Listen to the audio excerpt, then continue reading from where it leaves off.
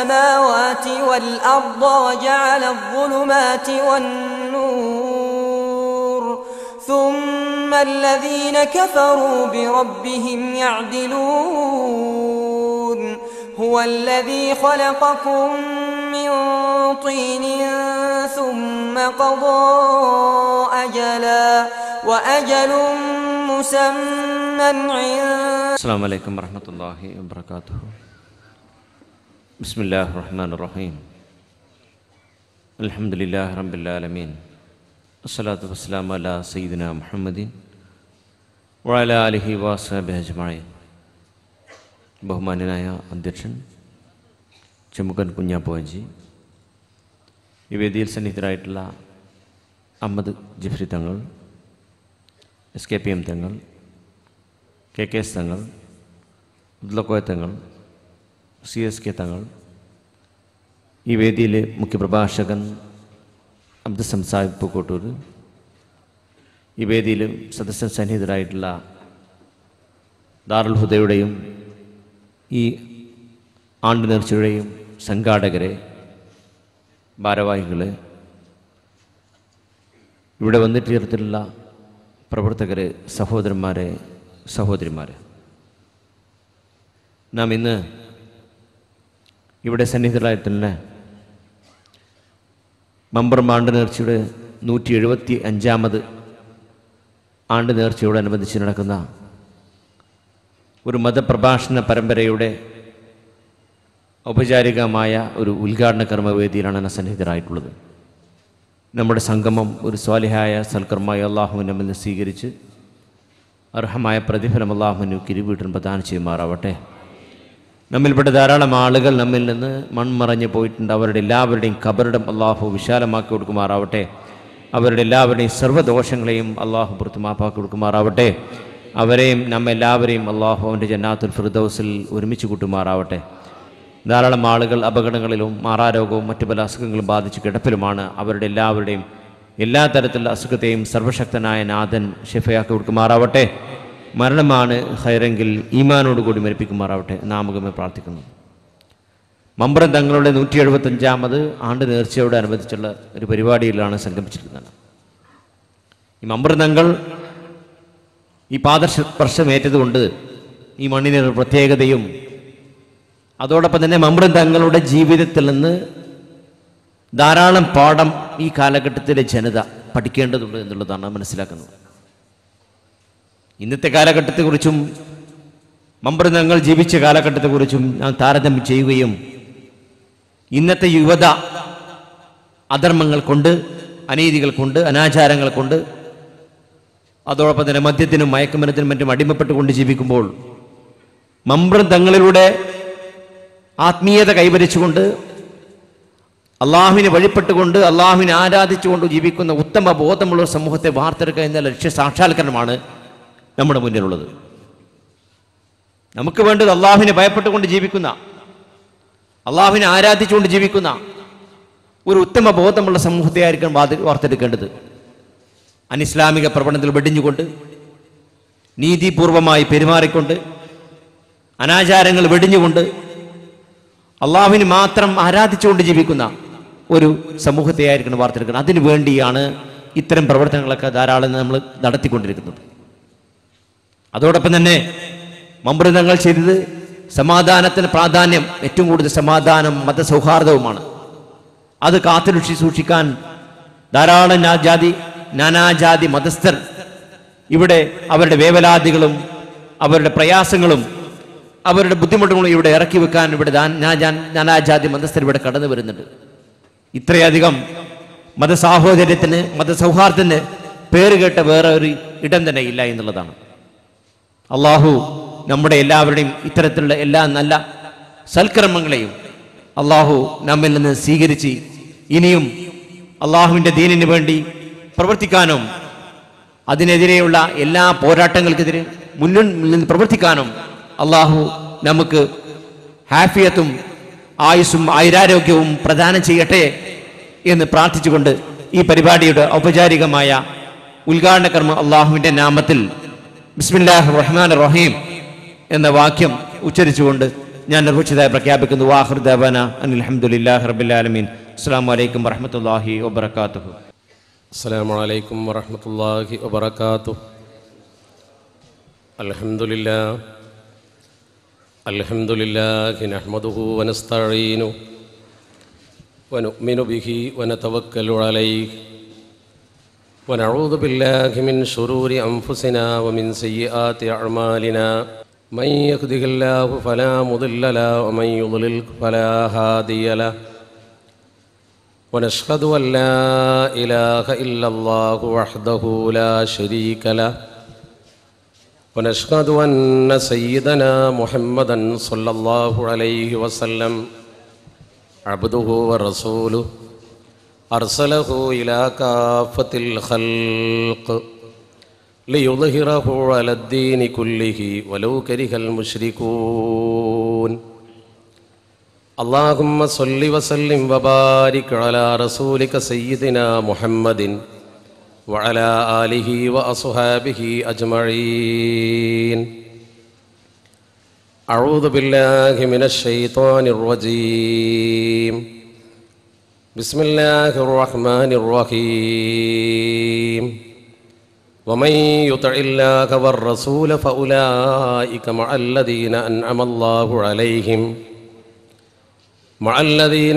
الله عليهم من النبيين والصديقين والشهداء والصالحين وحسن أولئك رفيقا.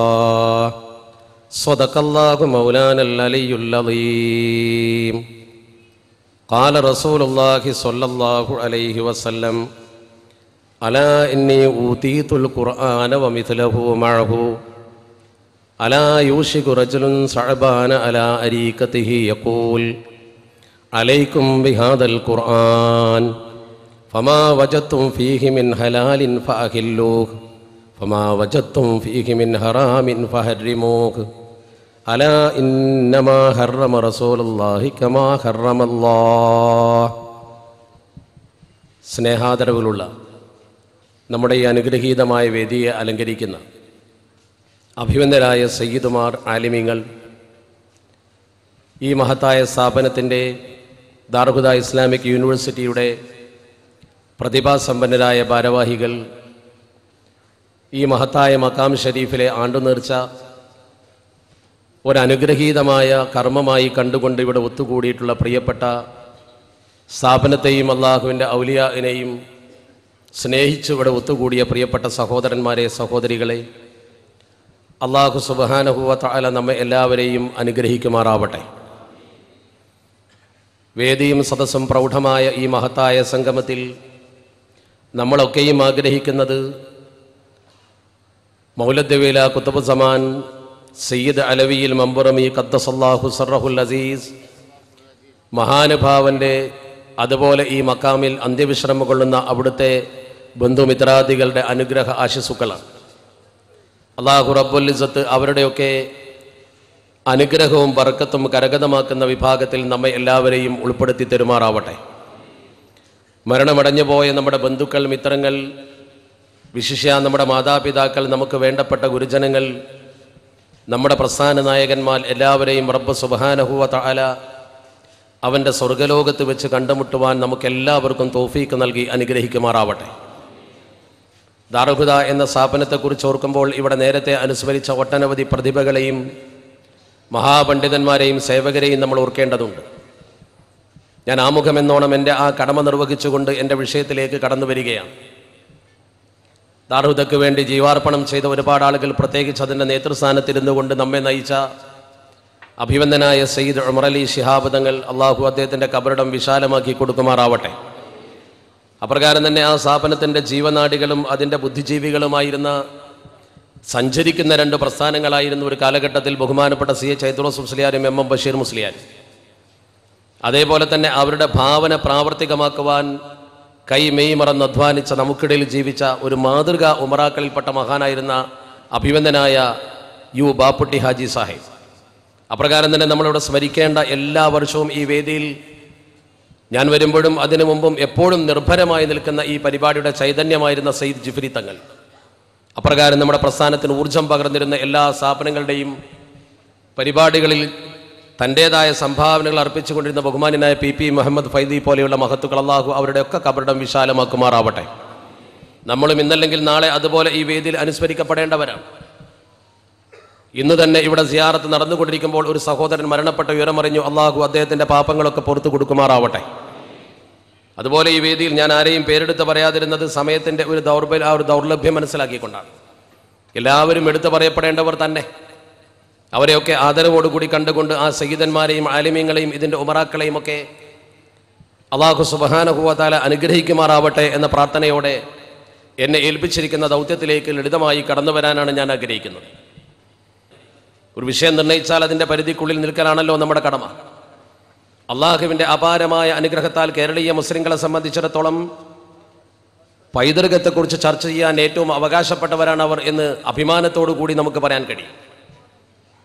അള്ളാഹുവിൻ്റെ പരിശുദ്ധ ദീനുൽ ഇസ്ലാം അതിൻ്റെ ആദം നബി അലൈഹി സ്വലാത്തു വസ്സലാം മുതൽ അഷ്റഫുൽ ഖൽഖ് മുഹമ്മദ് മുസ്തഫ സ്വല്ലല്ലാഹു അലൈഹി വസല്ലമ തങ്ങൾ വരെ നീണ്ടുകിടക്കുന്ന നീണ്ട പൈതൃകം അതിനുണ്ട്. അതിനുശേഷമുള്ള പൈതൃകവും അവകാശപ്പെടേണ്ടതാണ്. ആദം അലൈഹി സ്വലാത്തു വസ്സലാം മുതൽ ആരംഭിക്കുന്നതാണെങ്കിലും നമ്മളിവിടെ 15 നൂറ്റാണ്ട് കാലഘട്ടം ചർച്ച ചെയ്യുമ്പോൾ നമ്മുടെ മുഹമ്മദീയ ഉമ്മത്തിൻ്റെ ചരിത്രം അഥവാ അള്ളാഹുവിൻ്റെ വിശുദ്ധ പ്രവാചകർ ഷഫീഉൽ വറാ മുത്ത മുഹമ്മദ് മുസ്തഫ സ്വല്ലല്ലാഹു അലൈഹി വസല്ലമ തങ്ങളുടെ പ്രബോധന ദൗത്യം മുതൽ അവിടുന്ന് ഈ സമൂഹത്തിന് പഠിപ്പിച്ചു കൊടുത്ത ഇസ്ലാമികമായ അധ്യാപനങ്ങളാണ് ഈ സമൂഹം നെഞ്ചേറ്റേണ്ടത് എന്ന് സമൂഹത്തെ ബോധ്യപ്പെടുത്തുന്ന, അതിനുവേണ്ടി നമ്മൾ ഉലമാക്കളാൽ നമുക്ക് നിർദ്ദേശിക്കപ്പെട്ട ഒരു സമ്മേളന പ്രമേയമാണ് നമ്മൾ ചർച്ച ചെയ്യുന്നത്. വിശാലമായ ഇതിൻ്റെ വശങ്ങളിലേക്ക് പോകാൻ ഒരുപക്ഷെ ഈ സദസ്സിന് കഴിയില്ലെങ്കിലും വളരെ പരിമിതമായ ചില കാര്യങ്ങളിൽ ഒതുക്കിക്കൊണ്ട് ഞാൻ എൻ്റെ വിഷയം ലളിതമായി അവതരിപ്പിക്കാൻ ആഗ്രഹിക്കുകയാണ്. അല്ലാഹു സുബ്ഹാനഹു വ തആല തൗഫീഖ് നൽകുമാറാവട്ടെ. നമുക്കൊക്കെ അറിയാവുന്നതുപോലെ കൊച്ചു കേരളത്തിൽ അള്ളാഹുവിൻ്റെ വിശുദ്ധ ദീൻ വളരെ നേരത്തെ തന്നെ വന്നു കയറിയിട്ടുണ്ട്.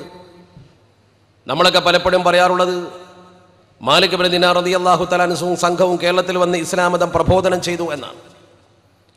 പക്ഷേ അങ്ങനെ നമ്മൾ പറയുമ്പോഴും പ്രചരിപ്പിക്കുമ്പോഴും പലപ്പോഴും ഒരു തോന്നൽ അല്ലെങ്കിൽ ഒരു തെറ്റുധാരണ ചരിത്രകാരന്മാർക്കിടയിലും ഒരു വേള സാധാരണക്കാർക്കിടയിലും വന്നു പോയിട്ടുണ്ടോ എന്ന് ശങ്കിക്കേണ്ടിയിരിക്കുന്നു. ആ മഹത്തുക്കൾ ഇവിടെ കടന്നു വരുമ്പോഴാണ് ആദ്യമായി വിശുദ്ധ ദീനുൽ ഇസ്ലാം ഇവിടെ കടന്നു വന്നത് എന്ന് ദ്യോതിപ്പിക്കുന്ന തരത്തിലുള്ള അവതരണങ്ങൾ പലപ്പോഴും നടക്കാറുണ്ട്. യാഥാർത്ഥ്യം മറിച്ചാണ്. വിശുദ്ധ ദീനുൽ ഇസ്ലാം ഈ കേരളക്കരയിൽ വളരെ നേരത്തെ കടന്നു വന്നിട്ടുണ്ട്. അള്ളാഹുവിൻ്റെ വിശുദ്ധ പ്രവാചകർ മുഹമ്മദുർ റസൂലുള്ളാഹി സ്വല്ലല്ലാഹു അലൈഹി വസല്ലമ തങ്ങൾ ദീനീ പ്രബോധന ദൗത്യം നിർവഹിക്കുന്ന കാലഘട്ടത്തിൽ തന്നെ നമ്മുടെ ഈ കൊച്ചു കേരളത്തിൻ്റെ മണ്ണിലേക്ക് വിശുദ്ധ ദീനുൽ ഇസ്ലാമിൻ്റെ സന്ദേശവുമായി മഹത്തുക്കൾ കടന്നു വന്നതിൻ്റെ ചരിത്ര രേഖകളുണ്ട്. മഹാന്മാരായ സ്വഹാബത്ത് അന്ത്യവിശ്രമം കൊള്ളുന്ന ഭൂമികയുണ്ട് നമ്മുടെ നാട്ടിൽ.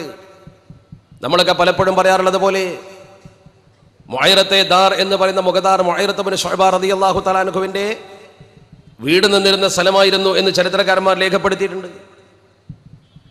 അതുപോലെ തന്നെ ഇവിടെ കടന്നു വന്ന മഹത്തുക്കളായ ആളുകൾ ഈ കേരളത്തിലെ ഇസ്ലാമിക പ്രബോധന വേദിയിൽ വലിയ പങ്ക് വഹിച്ച ചരിത്ര രേഖകളൊക്കെയും നമുക്ക് കാണുവാൻ കഴിയും. ചരിത്രപരമായി പലപ്പോഴും അത് പരിശോധിക്കാൻ നമുക്ക് വേദികളിൽ അവസരമുണ്ടാകാറുമുണ്ട്. ഷെയ്ഖ് ലഹീറുദ്ദീൻ ഇബ്നു തഖിയുദ്ദീനെ പോലുള്ള മഹത്തുക്കൾ ആദമല കാണാൻ പോകുമ്പോൾ കേരളക്കരയിൽ കൊടുങ്ങല്ലൂർ എന്ന പ്രദേശത്ത് ഇറങ്ങുകയും വിശ്രമിക്കുകയും അവരുടെ വരവ് അന്നാട്ടിലെ രാജാവ് അറിഞ്ഞുകൊണ്ട് അവരെ കൊട്ടാരത്തിലേക്ക് ക്ഷണിച്ചു വരുത്തി വരവിൻ്റെ ഉദ്ദേശവും യാത്രാ ഉദ്ദേശവും ചോദിച്ചറിയുന്ന കൂട്ടത്തിൽ ചന്ദ്രൻ പെടുന്ന സംഭവം ചോദിച്ചറിയുകയും അത് പഠിച്ചുകൊണ്ട് അതിൻ്റെ യാഥാർത്ഥ്യം മനസ്സിലാക്കി അള്ളാഹുവിൻ്റെ വിശുദ്ധ ദീനുൽ ഇസ്ലാമിനെ ഉൾക്കൊള്ളുന്നതിന് വേണ്ടി അറേബ്യയിലേക്ക് പോവുകയും ചെയ്തു എന്ന് ചരിത്രകാരന്മാർ പറയുന്നു. നമ്മൾ തന്നെ ഇവിടെ പലപ്പോഴും ചർച്ച ചെയ്ത വിഷയമായതുകൊണ്ട് അത് പരത്തി പറയുന്നില്ല. ആ രീതിയിൽ ഇവിടുന്ന് കടന്നുപോയ മഹത്തുക്കൾ വിശുദ്ധ ദീനുൽ ഇസ്ലാമിനെ കുറിച്ച് പഠിച്ച് തിരിച്ചു വരുന്ന രംഗമാണ് പിന്നെ നമ്മൾ കാണുന്നത്. ബാണപ്പെരുമാളിൻ്റെ യാത്രയും അനുബന്ധ പ്രവർത്തനങ്ങളുമൊക്കെ കേരളത്തിൽ ഒരുപാട് ചർച്ച ചെയ്യപ്പെട്ട വിഷയങ്ങളാണ്. ആ തിരിച്ചുവരവിൻ്റെ പശ്ചാത്തലത്തിൽ നമ്മുടെ കൊച്ചു കേരളത്തിൽ കൊടുങ്ങല്ലൂരിൽ വന്ന് കപ്പലിറങ്ങുകയും ആ പായ്ക്കപ്പലിൽ വന്നിറങ്ങിയ ആളുകൾക്ക് അന്നത്തെ കൊടുങ്ങല്ലൂർ തമ്പുരാൻ എല്ലാ സൗകര്യങ്ങളും ചെയ്തു കൊടുക്കുകയും ചെയ്തുകൊണ്ട് ഇസ്ലാമിൻ്റെ പ്രബോധനം അവർ ഈ കേരളക്കരയിൽ ആരംഭിക്കുകയാണ്. വിശുദ്ധ ദീനുൽ ഇസ്ലാമിൻ്റെ പ്രബോധന പ്രവർത്തനത്തിന് ആദ്യകാലത്ത് അവർ അവലംബിച്ചിരുന്ന മാർഗം ഓരോ പ്രദേശങ്ങളിലും പള്ളികൾ കെട്ടി പള്ളികളിൽ കാദിമാരായി സമൂഹത്തിന് നേതൃത്വം കൊടുക്കുക എന്ന പ്രവർത്തന രീതിയായിരുന്നു. ഏതൊരു പ്രദേശത്ത് അവർ കടന്നു ചെന്നുവോ ആ പ്രദേശത്ത് അവർ പള്ളികൾ ഉണ്ടാക്കി. ആ പള്ളികളിൽ അവർ കാദിമാരെ നിയമിച്ചു. ഈ കാദിമാർ സമൂഹത്തിന് മതവിധികൾ കൊടുത്തുകൊണ്ടും മതം പരിചയപ്പെടുത്തിക്കൊണ്ടും ആരാധനാ കർമ്മങ്ങളിലൂടെയും ഉത്ബോധനങ്ങളിലൂടെയും ജനകീയമായ ഇസ്ലാമിക പ്രബോധനം മനോഹരമായി ആ പ്രദേശങ്ങളിൽ കാഴ്ചവെച്ചു. ആ പ്രബോധന രീതി കാഴ്ചവെച്ച് ഓരോ പ്രദേശത്ത് പള്ളിയുണ്ടാക്കി, പിന്നെ അടുത്ത പ്രദേശത്ത് പള്ളിയുണ്ടാക്കി ജനങ്ങൾക്ക് ദീനെത്തിച്ചു കൊടുക്കുന്ന മഹനീയമായൊരു സ്വഭാവവും പ്രകൃതിയുമാണ് അവർ കേരളക്കരയിൽ കാഴ്ചവെച്ചത്. അന്ന് ദീൻ മറ്റുള്ള സമൂഹത്തിൽപ്പെട്ട ആളുകൾ ഇത്രമേൽ ഉൾക്കൊള്ളാനുണ്ടായ പ്രധാന കാരണം കൊണ്ടുവന്ന ആളുകളുടെ വ്യക്തിവിശുദ്ധി, അവരുടെ നിഷ്കളങ്കത, അവരുമായി ഇടപഴകുമ്പോൾ കിട്ടുന്ന ഒരു മാനസികമായ സംതൃപ്തി, മനുഷ്യത്വം എന്ത് എന്ന് സമൂഹത്തിന് ശരിക്ക് കാണിച്ചു കൊടുക്കാൻ അവർ മുന്നോട്ട് വന്നു. ഇസ്ലാമിനെ തൊട്ടറിഞ്ഞവരും കേട്ടറിഞ്ഞവരും അനുഭവിച്ചറിഞ്ഞവരുമൊക്കെ ഇസ്ലാമിലേക്ക് ഒഴുകുവാനും മനുഷ്യ സാഹോദര്യവും മനുഷ്യ സ്വാതന്ത്ര്യവും അനുഭവിക്കാൻ മുന്നോട്ട് വരികയും ചെയ്യും. അങ്ങനെയാണ് നമ്മുടെ കേരളത്തിൽ അള്ളാഹുവിൻ്റെ പരിശുദ്ധ ദീനുൽ ഇസ്ലാം തഴച്ചു വളർന്ന് പന്തലിച്ച് ഉയർന്നത്. അതിൻ്റെ പേരിൽ സംഘടനകളോ കുഴപ്പങ്ങളോ ഒന്നും കേരളത്തിലുണ്ടായിട്ടില്ല. 100% ഒരു സമാധാനപരമായ പ്രക്രിയയിലൂടെയാണ് വിശുദ്ധ ദീനുൽ ഇസ്ലാം ഈ കൊച്ചു കേരളത്തിൽ പ്രചരിച്ചത് എന്ന് ചരിത്രം പഠിക്കുന്ന ഏതൊരു കുട്ടിക്കും ബോധ്യമാണ്. കാലഘട്ടത്തിൻ്റെ ആ ഓരോ ദിശകളും പരിശോധിച്ചാൽ അന്നൊക്കെ ആലിമീങ്ങൾ എന്ത് പറയുന്നു അതനുസരിച്ച് കൊണ്ട് പ്രവർത്തിച്ചിരുന്നു സാധാരണക്കാർ. ആലിമീങ്ങൾക്കായിരുന്നു സമൂഹത്തിൻ്റെ നേതൃപദവി. ഉമറാക്കൾ ആലിമീങ്ങൾ പറഞ്ഞതനുസരിച്ച് കൊണ്ട് പ്രവർത്തിച്ചു.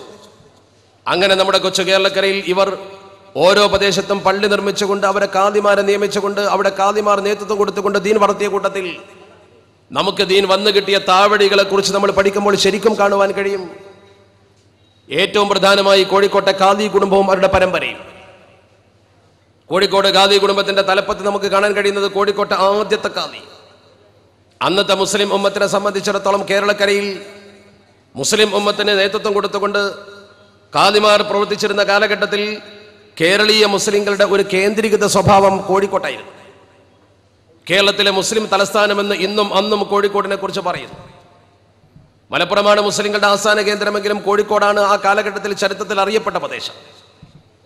കോഴിക്കോട് ഖാദിമാരാണ് അന്ന് മാസമുറപ്പിക്കുവാനും അനുബന്ധ പ്രവർത്തനങ്ങളും ഒക്കെ മുൻപന്തിൽ നിന്നിരുന്നത്. ആ കോഴിക്കോട് ഖാദി കുടുംബത്തിന്റെ തലപ്പത്തുണ്ടായിരുന്ന ആദ്യത്തെ ഖാദി സൈനുദ്ദീൻ മദനി റളിയല്ലാഹു തആല അൻഹു ആണ് എന്ന് ചരിത്രകാരന്മാർ പറയുന്നു. മഹാനായ സൈനുദ്ദീൻ മദനി റളിയല്ലാഹു തആല അൻഹു മാലിക് ഇബ്നു ഹബീബ് റളിയല്ലാഹു തആല അൻഹുവിന്റെ പേരക്കിടാവാണ്. മാലിക് ഇബ്നു ഹബീബ് റളിയല്ലാഹു തആല അൻഹുവിന്റെ പേരക്കിടാവിനാൽ സ്ഥാപിക്കപ്പെട്ട ഒരു ഖാദി പരമ്പര. ആ ഖാദി കുടുംബത്തിൽ അദ്ദേഹം സമൂഹത്തിന് നേതൃത്വം കൊടുത്തുകൊണ്ട് ഇസ്ലാമിക പ്രബോധന പ്രക്രിയക്ക് കേന്ദ്ര ബിന്ദുവായി പ്രവർത്തിച്ചു. ആ ഖാദി പരമ്പരയിൽ ഒരുപാട് മഹത്തുക്കളായ ഖാദിമാർ വന്നു. അവർ സമൂഹത്തിൽ ഇൽമ പകർന്നു കൊടുത്തു. ദർസ് നടത്തി സമൂഹത്തിന് ഇൽമ പകർന്നു കൊടുത്തുകൊണ്ടുള്ള ഒരു സമീപനമായിരുന്നു അവർ സ്വീകരിച്ചിരുന്നത്. അക്കാദമിക മേഖല വളരാത്തൊരു കാലഘട്ടമാണെന്ന്. പ്രചുര പ്രചാരം സിദ്ധിച്ച വലിയ ദർസുകളില്ല. താല്പര്യമുള്ള ആളുകൾക്ക് വരാൻ പഠിക്കാം.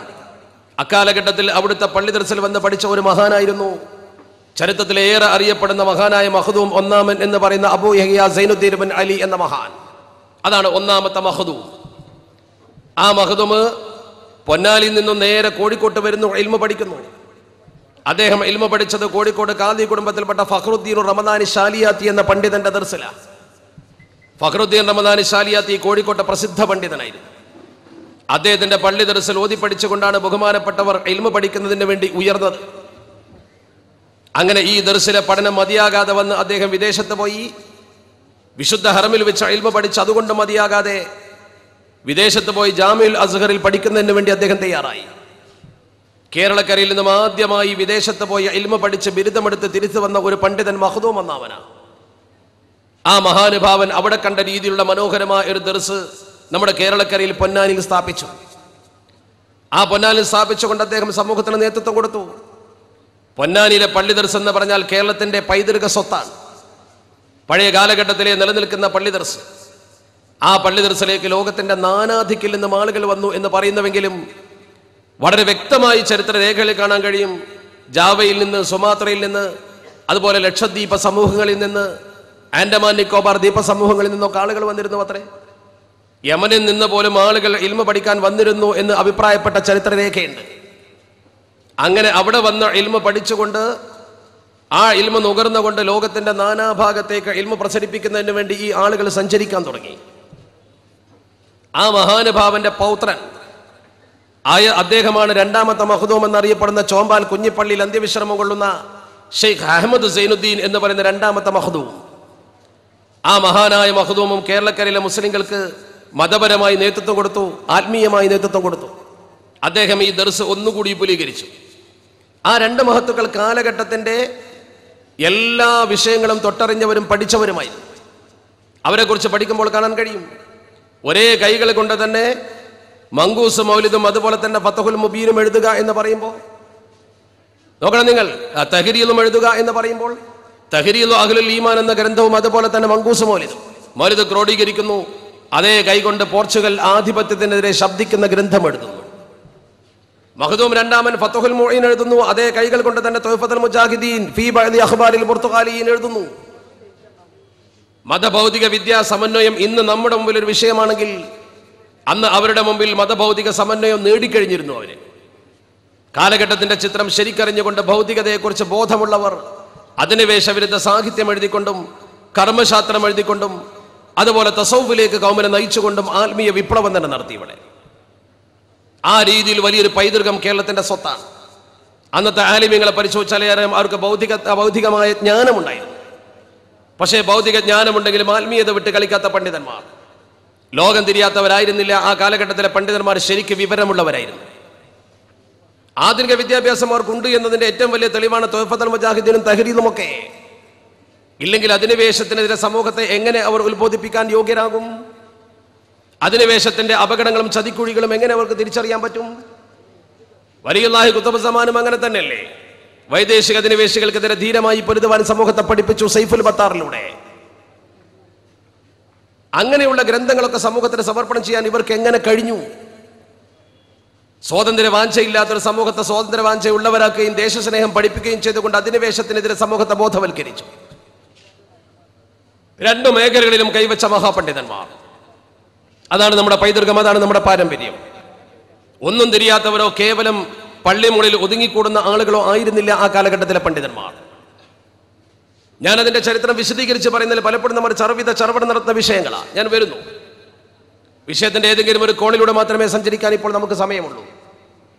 ആ മഹാനായ മഖ്ദൂം, ആ മഖ്ദൂമിന്റെ പാരമ്പര്യം, അതൊക്കെ നമ്മൾ പഠിച്ചു നോക്കുമ്പോൾ അഭിപ്രായാന്തരമില്ലാത്ത ഒരു സമൂഹത്തെ കേരളത്തിൽ ദീനിയായ ചിട്ടയിലും ദീനിയായ ബോധനത്തിലും അവർ വളർത്തിക്കൊണ്ടുവന്നു. യാതൊരു തരത്തിലുമുള്ള അഭിപ്രായാന്തരം കേരളീയ മുസ്ലിം ഉമ്മത്തിൽ ഉണ്ടായിരുന്നില്ല.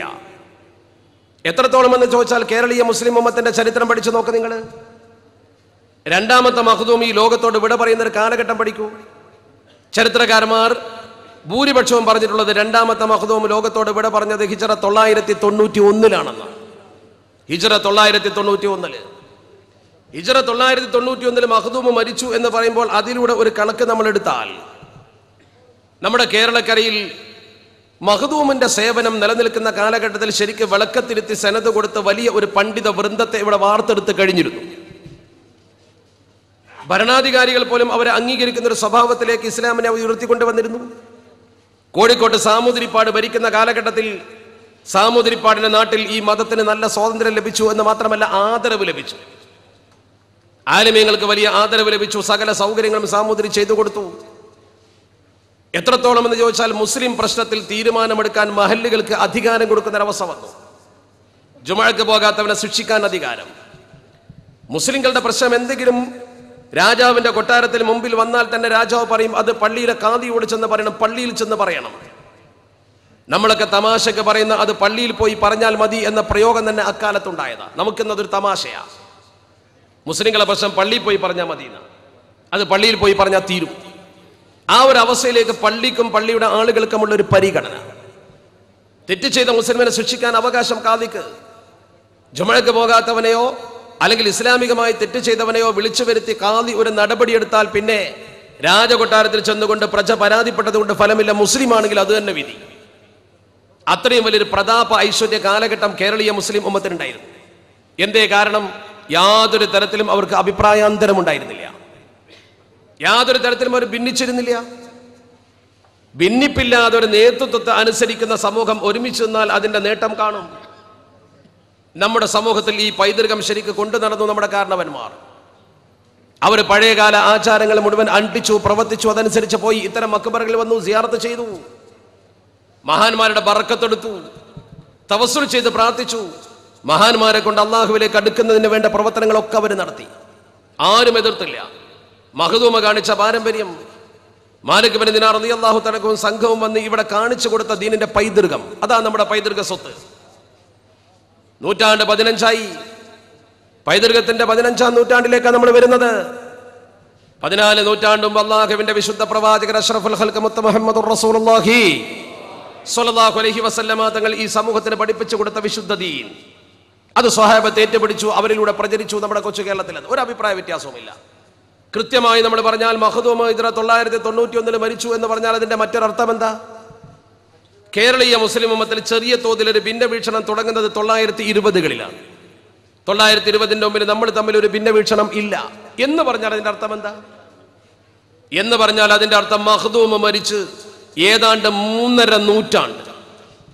3.5 നൂറ്റാണ്ട് എന്ന് പറയുമ്പോൾ 350 കൊല്ലം. ഇനി എന്തൊക്കെ ചരിത്രത്തിൽ അഭിപ്രായ വ്യത്യാസം ഉണ്ടായാലും 300 കൊല്ലം എന്ന കാര്യത്തിൽ ഒരു തർക്കവുമില്ലല്ലോ. ഒരു ചരിത്രത്തിന്റെ തുണ്ടുകടലാസ് വെച്ചുകൊണ്ടും ആ 300 കൊല്ലം എന്ന അവകാശവാദത്തെ ഒരാൾക്കും എതിർക്കാൻ കഴിയില്ല.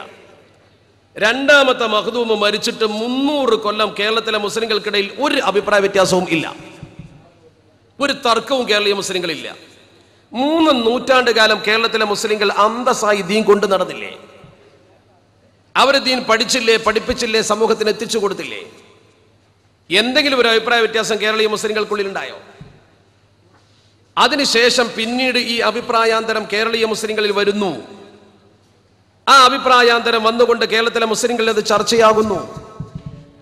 അതിന്റെ വന്ന വഴികളും അതിന്റെ രീതികളും ഒക്കെ ഈജിപ്ത് വഴി കടന്നു വന്ന രീതിയും ജമാലുദ്ദീൻ അഫ്ഗാനിയും മുഹമ്മദ് അബ്ദുൽ റഷീദുള്ളയും അതിൽ വഹിച്ച പങ്കും അനുബന്ധ പ്രവർത്തനങ്ങളും ഒക്കെ മുഴുവൻ ആളുകൾക്കും ചരിത്രത്തിലൂടെ വായിക്കാൻ കഴിഞ്ഞതും പഠിക്കാൻ കഴിഞ്ഞതുമാണ്. ആ രീതിയിൽ നമ്മുടെ കേരളത്തിലേക്ക് ഈജിപ്ഷ്യൻ ചിന്തയിലൂടെ കടന്നു വന്ന ഈ പുതിയ പ്രവണതകൾ, ആ പ്രവണതകൾ നമ്മുടെ കൊച്ചു കേരളത്തിലെ മുസ്ലിം സമൂഹത്തെ എവിടെ എത്തിച്ചു എന്ന് ചരിത്രം പറയുന്നു. കേരളീയ മുസ്ലിം ഉമ്മത്തിന്റെ മുഴുവൻ ചരിത്ര രേഖകൾ നമ്മൾ പരിശോധിച്ചാൽ കാണാൻ കഴിയും. അവർ ഈ ചിന്തകൾ കേരളത്തിലെ മുസ്ലിങ്ങളിൽ വിതറുന്ന കാലഘട്ടം വരെ കേരളീയ മുസ്ലിങ്ങൾക്ക് യാതൊരു തരത്തിലും അഭിപ്രായ വ്യത്യാസത്തെക്കുറിച്ച് ചർച്ച ചെയ്യേണ്ടി വന്നിട്ടില്ല. അവരൊക്കെ പറഞ്ഞ ഒരു തത്വം അള്ളാഹുവിന്റെ പരിശുദ്ധ ഖുർആനെ മാത്രം ആധാരമാക്കുക, മറ്റുള്ളതിനെ കണ്ണടച്ച് വിശ്വസിക്കാതിരിക്കുക എന്നതാണ്.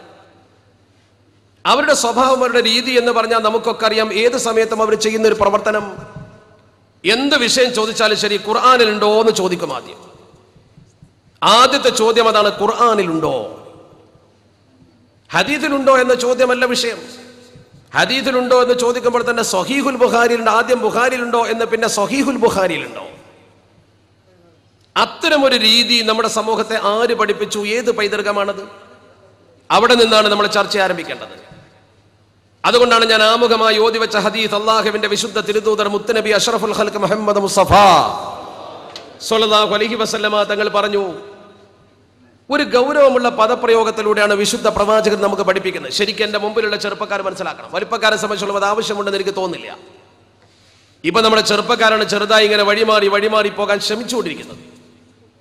പഴയകാല പൈതൃകത്തിൽ നിന്ന് മാറി ചിന്തിക്കാൻ ചിലർക്ക് തോന്നുന്നു. എന്തുകൊണ്ട്? അതൊക്കെ നബി തങ്ങൾ മുമ്പേ പറഞ്ഞു. എന്താ കാരണം? അഷ്റഫുൽ ഖൽഖ് ത്വാഹ റസൂലുള്ളാഹി സ്വല്ലല്ലാഹു അലൈഹി വസല്ലമ തങ്ങൾ പറഞ്ഞു, അലാ ഇന്നി ഊതീതുൽ ഖുർആന വമിത്ലഹു മഅഹു, അലാ ഇന്നി ഊതീതുൽ ഖുർആന വമിത്ലഹു മഅഹു. തിരുമേനി സ്വല്ലല്ലാഹു അലൈഹി വസല്ലമ തങ്ങൾ പറയുന്നു, അല്ലാഹു എനിക്ക് ഖുർആനും തന്നിട്ടുണ്ട്, അതുപോലെ വേറെ ചിലതും തന്നിട്ടുണ്ട്. അല്ലാഹു സുബ്ഹാനഹു വ തആല എനിക്ക് പരിശുദ്ധ ഖുർആൻ തന്നിട്ടുണ്ട്. ആ പരിശുദ്ധ ഖുർആൻ പോലെ തന്നെ പടച്ചറബ് എനിക്ക് വേറെ ചിലവും തന്നിട്ടുണ്ട്. അപ്പൊ നബിതങ്ങൾക്ക് അല്ലാഹു പരിശുദ്ധ ഖുർആന്റെ ബോധനം മാത്രമല്ല കൊടുത്തിട്ടുള്ളത്. പരിശുദ്ധ ഖുർആനോടൊപ്പം നബിതങ്ങൾക്ക് അല്ലാഹു സുബ്ഹാനഹു വ തആല വേറെ പലതും കൊടുത്തിട്ടുണ്ട്. ഖുദ്സിയ ഹദീസുകളുണ്ട്, മറ്റു നിർദ്ദേശങ്ങളുണ്ട്, പലതുമുണ്ട്. അതൊക്കെ നമ്മൾ അംഗീകരിക്കണം. എന്നിട്ട് പരിശുദ്ധ പ്രവാചകർ പറയുന്നു, അലാ യൂശികു റജുലുൻ ശഅബാന അലാ അരീകതിഹി യഖൂൽ. ഭയപ്പെടുന്ന ഒരു വിഷയത്തെക്കുറിച്ചാണ് നബി തങ്ങൾ സൂചിപ്പിക്കുന്നത്. എന്താ സംഭവിക്കാൻ പോകുന്നത്? നമ്മുടെ സമൂഹത്തിൽ വരാനിരിക്കുന്ന ഒരു കാലം, ചില ആളുകൾ വയറ് നിറച്ച് അവർ ഉയർന്ന പീഠത്തിൽ ഇരുന്നു കൊണ്ട് വിളിച്ചു പറയും. ആ പദത്തിന്റെ പ്രയോഗത്തിലുള്ള ഒരു രീതിശാസ്ത്രം അല്ലെങ്കിൽ അതിന്റെ ഒരു അന്തസത്ത നോക്ക് നിങ്ങൾ. കാലും കയറ്റിയിരുന്നിട്ട് സ്റ്റേജുമൊക്കെ ഇരുന്ന് പറയുന്ന പോലെ വയറ് നിറച്ച് സമൂഹത്തോട് വിളിച്ചു പറയുമെന്ന് പറഞ്ഞാൽ അതിന്റെ അർത്ഥം എന്താ? അതിന്റെ അർത്ഥം അത്യാവശ്യം സൗകര്യവും സംവിധാനവും ഉള്ളപ്പോൾ അവർ സമൂഹത്തോട് പറയുന്ന. കുറച്ച് സൗകര്യവും സംവിധാനമുള്ളപ്പോൾ സമൂഹത്തോട് പറയുമെന്ന് പറഞ്ഞാൽ ഒരുപക്ഷെ നമ്മുടെ ഗ്രാമത്തിൽ നിന്ന് മാറി വേറെ സ്ഥലത്ത് പോയി ജോലി ചെയ്യാം, അല്ലെങ്കിൽ ഗൾഫിൽ പോയി ജോലി ചെയ്യാം. അങ്ങനെ ഗൾഫിൽ ജോലി ചെയ്യുക, അതുപോലെ എന്തെങ്കിലും പ്രവർത്തനത്തിൽ ഏർപ്പെടുക. അതല്ലെങ്കിൽ ഒരു കോളേജിൽ പോയി ബിരുദമെടുക്കുക, ബിരുദാനന്തര ബിരുദമെടുത്തുകൊണ്ട് തിരിച്ചു വരിക. സമൂഹ സാഹചര്യത്തിൽ ഞാൻ അല്പം ഉയർന്നു എന്നൊരു തോന്നലുണ്ടാവുക. അതല്ലെങ്കിൽ കുറച്ച് പുതിയ പണം കയ്യിൽ വരിക. എല്ലാവരും അങ്ങനെ ആയിക്കൊള്ളുന്നില്ല. ആ രീതിയിൽ എന്തെങ്കിലും ഒരു ഭൗതിക നിഅമത്ത്, അത് വിദ്യാഭ്യാസത്തിലൂടെയോ അതല്ലെങ്കിൽ പണത്തിലൂടെയോ എങ്ങനെയെങ്കിലും അല്പം കിട്ടിക്കഴിഞ്ഞാൽ അവന് തോന്നും ഞാൻ അല്പം ഉയർന്നിട്ടുണ്ട്. അപ്പോൾ അവൻ പറയും എന്നല്ലേ അതിൻ്റെ സാരം. അങ്ങനെ എന്തെങ്കിലും ഒരു മാറ്റം നമുക്കുണ്ട്, നമുക്ക് തന്നെ തോന്നുകയാണ് നമ്മളെ കുറച്ച് ഉയർന്നിട്ടുണ്ട്. അപ്പൊ അവൻ പറയും, എന്താണ് അവൻ പറയുക? അലൈക്കും ബിഹാദൽ ഖുർആൻ ഫമാ വജത്തും ഫീഹി മിൻ ഹലാലിൻ ഫഅഹില്ലൂഹു വമാ വജത്തും ഫീഹി മിൻ ഹറാമിൻ ഫഹർരിമൂഹു. നിങ്ങൾ ഖുർആനിലേക്ക് നോക്കിയാൽ മതി. ആ ഖുർആനിൽ എന്തെങ്കിലും ഹലാൽ ഉണ്ടെങ്കിൽ അത് മുറുകെ പിടിച്ചോ. ആ ഖുർആനിൽ എന്തെങ്കിലും ഹറാം ഉണ്ടെങ്കിൽ അത് നിങ്ങൾ നോക്കിക്കോ. അതിലപ്പുറം നിങ്ങൾ മറ്റൊന്നും ചിന്തിക്കണ്ട എന്ന് പറഞ്ഞാൽ അള്ളാഹുവിന്റെ തിരുദൂതർ അഷ്റഫുൽ ഖൽഖ് മുഹമ്മദ് മുസ്തഫ സ്വല്ലല്ലാഹു അലൈഹി വസല്ലമ തങ്ങൾ ഒരു കാര്യം പറഞ്ഞു എന്ന് പറഞ്ഞാൽ തന്നെ 2 വട്ടം ചിന്തിക്കണം എന്നാണ് അഭിപ്രായം. അത് മഹാന്മാരായ മുഹദ്ദിഥീങ്ങൾ പഠിപ്പിച്ചു തന്നാൽ, ഇമാം മുസ്ലിമും ഇമാം ബുഖാരി തങ്ങളെ പോലുള്ള മഹത്തുക്കൾ റിപ്പോർട്ട് ചെയ്താൽ, അല്ലെങ്കിൽ ഇമാം ഷാഫി തങ്ങളെ പോലുള്ള ആളുകൾ ഹദീത്ത് പഠിച്ചുകൊണ്ട് മനഃപ്പാടമാക്കി പറഞ്ഞാൽ അങ്ങനെ അങ്ങ് ഉൾക്കൊള്ളാൻ പറ്റൂല എന്ന അവരഭിപ്രായം. അത് തന്നെയാണ് പരിശുദ്ധ തിരുദൂതർ പറയുന്നത്. ഖുർആൻക്ക് നോക്കിയാൽ മതി, നിങ്ങൾ ഹദീത്തിലേക്ക് നോക്കുമ്പോൾ ഒന്ന് ശ്രദ്ധിക്കണം എന്നുള്ള അർത്ഥത്തിലാണ് അവർ പറയുക. അവിടെയാണ് പരിശുദ്ധ തിരുദൂതർ നമുക്ക് പഠിപ്പിക്കുന്നത്, ഇന്നമാ ഹറമ റസൂലുള്ളാഹി കമാ ഹറമല്ലാഹ്. അള്ളാഹുവിന്റെ തിരുദൂതർ ഒരു കാര്യം ഹറാമാണെന്ന് പറഞ്ഞാൽ പിന്നെ അത് അള്ളാഹു ഹറാമാക്കിയത് പോലെയാണ്. ഷഫീഉൽ വറ മുഹമ്മദ് മുസ്തഫ എന്താണ് പറഞ്ഞതിന്റെ അർത്ഥം നമ്മൾ മനസ്സിലാക്കേണ്ടത് എന്താ? ഇവിടെ നമ്മുടെ സമൂഹത്തിൽ ഈ പുതിയ ചിന്ത കൈവന്ന ആളുകൾ, ഞാൻ അവരെ വിമർശനാത്മകമായിട്ടല്ല കാണുന്നത്, നമ്മൾ തന്നെ ഒന്ന് പഠിക്കാൻ വേണ്ടി പറയുക എന്ന് മനസ്സിലായിക്കോളൂ. ഒരു വിമർശനാത്മക രൂപം ഒഴിവാക്കിയിട്ട് നമ്മളെ തന്നെ ഒന്ന് പഠിക്കണമല്ലോ. നമ്മുടെ ചെറുപ്പക്കാരായ ആളുകളുടെ മനസ്സിൽ ആശങ്കയുണ്ടെങ്കിൽ അത് അകറ്റണമല്ലോ. ആ വിഭാഗം ആളുകൾ സമൂഹത്തിൽ ചെയ്ത പ്രവർത്തനം എന്താ? നേരിട്ട് ഖുർആൻ, അതിന്റെ വ്യാഖ്യാനമാകുന്ന ഹദീത്ത് പോലും പരിഗണിക്കുന്നില്ല. നേരിട്ട് ഖുർആൻ പഠിക്കാനും വ്യാഖ്യാനിക്കാനും ആർക്ക് കഴിയും? കാരണം അള്ളാഹുവിന്റെ പരിശുദ്ധ ഖുർആനെ മാത്രം അവലംബിച്ചുകൊണ്ട് ആർക്ക് മുന്നോട്ട് പോകാൻ കഴിയും?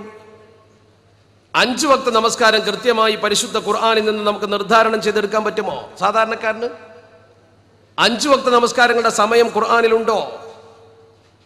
ഓരോ നിസ്കാരങ്ങളുടെയും റക്അത്തും അതിന്റെ രീതിയും ഖുർആനിലുണ്ടോ? ആര് പഠിപ്പിച്ചു? അള്ളാഹുവിന്റെ തിരുദൂതർ പഠിപ്പിച്ചു. തിരുദൂതർക്ക് ജിബ്രീൽ അലൈഹിസ്സലാത്തു വസ്സലാം വന്നുകൊണ്ട് പഠിപ്പിച്ചു. അപ്പോൾ പൂർവീകരെ ശരിക്കും അനുധാവനം ചെയ്തുകൊണ്ട് പൈതൃകം കളഞ്ഞു കുളിച്ചാൽ എവിടുന്ന് കിട്ടും ഇത്? പൈതൃക സ്വത്തിൽ സംശയം തോന്നിയാൽ പിന്നെ നമുക്ക് എങ്ങനെ ഇതിന്റെ പുണ്യരൂപം കിട്ടും? അതുകൊണ്ടാണ് പറയുന്നത്, ഈ പൈതൃകത്തെ ശരിക്കും മുറുകെ പിടിച്ചേ പറ്റൂ. സിറാത്ത് മുസ്തഖീമിനെ പഠിപ്പിച്ചപ്പോൾ പോലും ഖുർആൻ ആ രീതി അവലംബിക്കാൻ കാരണം എന്താ? ഇഹ്ദിന സിറാത്തുൽ മുസ്തഖീം എന്ന് പറഞ്ഞപ്പോ സിറാത്ത് മുസ്തഖീമിൽ എന്നെ ചേർക്കണമെന്ന് പരിശുദ്ധ ഖുർആൻ പറഞ്ഞപ്പോ അള്ളാഹുവിന്റെ മാർഗം എന്ന് പറഞ്ഞിട്ടില്ലല്ലോ, സിറാത്തുല്ലാഹി എന്ന് പറഞ്ഞിട്ടില്ല. ഇസ്ലാമിന്റെ മാർഗം സിറാത്തുൽ ഇസ്ലാമി എന്ന് പറഞ്ഞില്ല. അത് രണ്ടും പറയുന്നതിന് പകരം വിശുദ്ധ ഖുർആൻ സ്വീകരിച്ച മാർഗം സിറാത്തുൽ ലദീന അൻഅംത അലൈഹിം, പൂർവിക പാത, പൈതൃക പാത, അള്ളാഹു അനുഗ്രഹിച്ച വിഭാഗത്തിന്റെ പാത. ആ പാതയിൽ എന്നെ ചേർക്കണമെന്ന് പറയുന്നതിന് ഇസ്ലാമിന്റെ മാർഗത്തിൽ ചേർത്താൽ മതി എന്ന് പറഞ്ഞ പോരെ? അള്ളാഹുവേ എന്നെ നേർവഴിക്കാക്കണേ അഥവാ ഇസ്ലാമിന്റെ മാർഗത്തിലാക്കണമേ പോരെ? അള്ളാഹുവേ നേർവഴിക്കാക്കണമേ, ദീനിന്റെ മാർഗത്തിൽ അഥവാ നിന്റെ മാർഗത്തിലാക്കണമേ എന്ന് പറഞ്ഞാൽ പോരെ? ഈ സമൂഹത്തിൽ എല്ലാവരും പറയുന്നു ഞങ്ങൾ അള്ളാഹുവിന്റെ മാർഗത്തിലാണ്. ഈ സമൂഹത്തിൽ പലരും പറയുന്നു ഞങ്ങൾ ദീനിന്റെ മാർഗത്തിലാണ്, ഞങ്ങൾ ഇസ്ലാമിന്റെ മാർഗത്തിലാണ്. ആരും ഇസ്ലാമിന്റെ മാർഗമല്ലെന്ന് പറയുന്നില്ല. അവിടെയാണ് നമ്മൾ ചിന്തിക്കേണ്ടതും മനസ്സിലാക്കേണ്ടതും. അവിടെ നമ്മൾ എടുത്തു പറയേണ്ട ഏറ്റവും പ്രധാനപ്പെട്ടമുള്ള ഒരു കാര്യം, അള്ളാഹുവിന്റെ മാർഗമെന്നോ ദീനിന്റെ മാർഗമെന്നോ ആരവകാശപ്പെടുന്നുവെങ്കിലും അവരുടെ വക എന്ത് കടത്തിക്കൂട്ടലുകളും വ്യാഖ്യാന കസർത്തുകളും അതിൽ നടത്തിയാലും നമുക്കത് തിരിച്ചെടുക്കാനോ നമുക്കതേക്കുറിച്ച് പറയാനോ അവകാശമുണ്ടാവില്ല. അതുകൊണ്ടാണ് അള്ളാഹുവിന്റെ ഖുർആൻ നമ്മളെ പഠിപ്പിച്ചത് സിറാത്തുൽ ലദീന അൻഅംത അലൈഹിം, അനുഗ്രഹീത വിഭാഗത്തിന്റെ പാത, നേർപാത. ആ പാതയാണ് വിശുദ്ധ ദീനുൽ ഇസ്ലാമിന്റെ മാർഗ്ഗം. അത് നമ്മൾ അവലംബിച്ചു, അത് നമ്മൾ മുറുകെ പിടിച്ചു. അങ്ങനെ നമ്മൾ മുറുകെ പിടിച്ച് ഇസ്ലാമിന്റെ ശരിയായ പാതയിലൂടെ നടന്നപ്പോൾ നമ്മൾ ഇത്തരം മഹത്തുക്കളെ അംഗീകരിച്ചു. വലിയല്ലാഹി കുത്തബ് സമാൻ സയ്യിദ് അലവിൽ മംബറമി ഖദ്ദസല്ലാഹു സിറഹുൽ അസീസ്, അതുപോലത്തെ മഹാന്മാരെ അവരെ ബർക്കത്ത് നമ്മൾ എടുക്കാൻ ആഗ്രഹിച്ചു. അള്ളാഹുവിന്റെ മഹത്തുക്കളായ ഔലിയാനെ നമ്മൾ ബഹുമാനിച്ചു. പക്ഷെ ഇവര് പറഞ്ഞു ആ പ്രവർത്തനം ഖബർ പൂജയാണ്, ജീവിച്ചിരിക്കുന്നുവെങ്കിൽ വ്യക്തി പൂജയാണ്. അതുകൊണ്ട് തന്നെ ആ പ്രവർത്തനം ഒരിക്കലും അംഗീകരിക്കാൻ പറ്റില്ല. എല്ലാവരും ഒരുപോലെയാണ് മനുഷ്യരൊക്കെ എന്ന രീതിയിലൊരു സമീപനം സ്വീകരിച്ചുകൊണ്ട് നമ്മുടെ സമൂഹത്തിൽ ഒരു പ്രചരണം നടത്തി. എൻ്റെ മുമ്പിലുള്ള പ്രിയപ്പെട്ട ചെറുപ്പക്കാർ മനസ്സിരുത്തി ഒന്ന് ചിന്തിച്ചു നോക്കൂ ആ പ്രചരണത്തിന്റെ അപകടം. എന്നിട്ട് നമ്മളെക്കുറിച്ച് അവർ ഉപയോഗിച്ച പദമോ, നമ്മളൊക്കെ ഇസ്ലാമിന്റെ പടിക്ക് പുറത്താണ്, മുശ്രിക്കീങ്ങൾ എന്ന പദമാണ് നമ്മളെക്കുറിച്ച് പറഞ്ഞത്. നമ്മളെക്കുറിച്ച് ലജ്ജയില്ലാതെ ഇന്നും പറയുന്നു മുശ്രിക്കീങ്ങൾ, നമ്മളൊക്കെ ശിർക്ക് ചെയ്യുന്നവർ. മുശ്രിക്ക് എന്ന പദം കേൾക്കാൻ അത്ര ഗൗരവം നമുക്ക് തോന്നുന്നില്ലെങ്കിലും കാഫിറിനേക്കാൾ ഗൗരവമുള്ള പദമല്ലേ? കാഫിർ എന്ന പദത്തിന്റെ അർത്ഥം നിഷേധി എന്ന് മാത്രമാണ്. മുശ്രിക്ക് എന്ന ബഹുദൈവ വിശ്വാസി. ബഹുദൈവത്തിൽ ഒരാൾ വിശ്വസിച്ചാൽ അവൻ പടച്ചറപ്പിൽ നിന്ന് ഏറെ വിദൂരത്താണ്. അല്ലാഹു റബ്ബുൽ ഇസ്സത്ത് ഒരിക്കലും പൊറുക്കാത്ത കുറ്റം, ആ ഒരു കുറ്റം മാത്രം പടച്ചറപ്പ് പൊറുക്കില്ല. ഇന്നല്ലാഹ ലാ യഗ്ഫിറു അൻ യുശ്റക ബിഹി വയഗ്ഫിറു മാ ദൂന ദാലിക ലിമൻ യശാ. വിശുദ്ധ ഖുർആൻ വളരെ ഖണ്ഡിതമായി പ്രഖ്യാപിക്കുന്നു, ഇന്നല്ലാഹ ലാ യഗ്ഫിറു അൻ യുശ്റക ബിഹി. അല്ലാഹു സുബ്ഹാനഹു വ തആലയുടെ ഏകത്വത്തിൽ പങ്കു ചേർത്താൽ പടച്ചറപ്പ് ഒരിക്കലും അത് പൊറുക്കില്ല. വയഗ്ഫിറു മാ ദൂന ദാലിക ലിമൻ യശാ. ആ ഒരു തെറ്റല്ലാത്ത എന്ത് തെറ്റ് ആര് ചെയ്താലും പടച്ചറപ്പ് പുറത്തു കൊടുക്കുമെന്ന് വിശുദ്ധ ഖുർആൻ. എന്ത് തെറ്റ് നിങ്ങൾ ചെയ്താലും പടച്ചറപ്പ് പുറത്തു തരും. ഹംസത്തുൽ ഖർറാർ റളിയല്ലാഹു തആല അൻഹുവിനെ ചാട്ടുളിയെറിഞ്ഞു കൊന്ന വഹശിക്ക് അള്ളാഹുവിന്റെ പരിശുദ്ധ ദീൻ പുറത്തു കൊടുത്ത വഹശി മുസ്ലിമായി. സ്വഹാബിയാണ്, നമ്മളെക്കാൾ ദർജയിലാണുള്ളത്. ഹിന്ദെന്ന പെണ്ണിന് പോലും ഇസ്ലാം പുറത്തു കൊടുത്തു. ആ മഹദി നമ്മളെക്കാൾ ഉയർന്ന ദർജയിലാണ്, സ്വഹാബിയാത്തിൽപ്പെട്ട പെണ്ണാണ്. ഇതാണ് അള്ളാഹുവിന്റെ വിശുദ്ധ ദീനുൽ ഇസ്ലാമിന്റെ ഗതി. അങ്ങനെയെങ്കിൽ നിങ്ങൾ ഓർത്തു നോക്കി, എങ്ങനെ നമ്മളെക്കുറിച്ച് അവർ കാഫിർ എന്ന് പറയും, എങ്ങനെ നമ്മളെക്കുറിച്ച് മുശ്രിക്ക് എന്ന് പറയും? ആ പ്രവർത്തനം തന്നെ തെറ്റല്ലേ? അള്ളാഹുവിന്റെ പരിശുദ്ധ പ്രവാചകർ ദീൻ നമ്മളെ പഠിപ്പിക്കുന്നു. അഷ്റഫുൽ ഖൽഖ് മുഹമ്മദ് മുസ്തഫ ഇസ്ലാം നമ്മളെ പഠിപ്പിക്കുന്നു സലാസും മിൻ അസ്ലിൽ ഈമാൻ. വിശുദ്ധ ദീൻ പഠിപ്പിക്കുന്നു സലാസും മിൻ അസ്ലിൽ ഈമാൻ. 3 കാര്യങ്ങൾ ഈമാനിന്റെ അടിത്തറയാണ്, ഒരു വിശ്വാസിയുടെ ജീവിതത്തിന്റെ അടിത്തറയാണ് 3 കാര്യങ്ങൾ. ഒന്നെന്താണ്? അൽ കഫു അമ്മൻ ഖാല ലാ ഇലാഹ ഇല്ലല്ലാഹ്.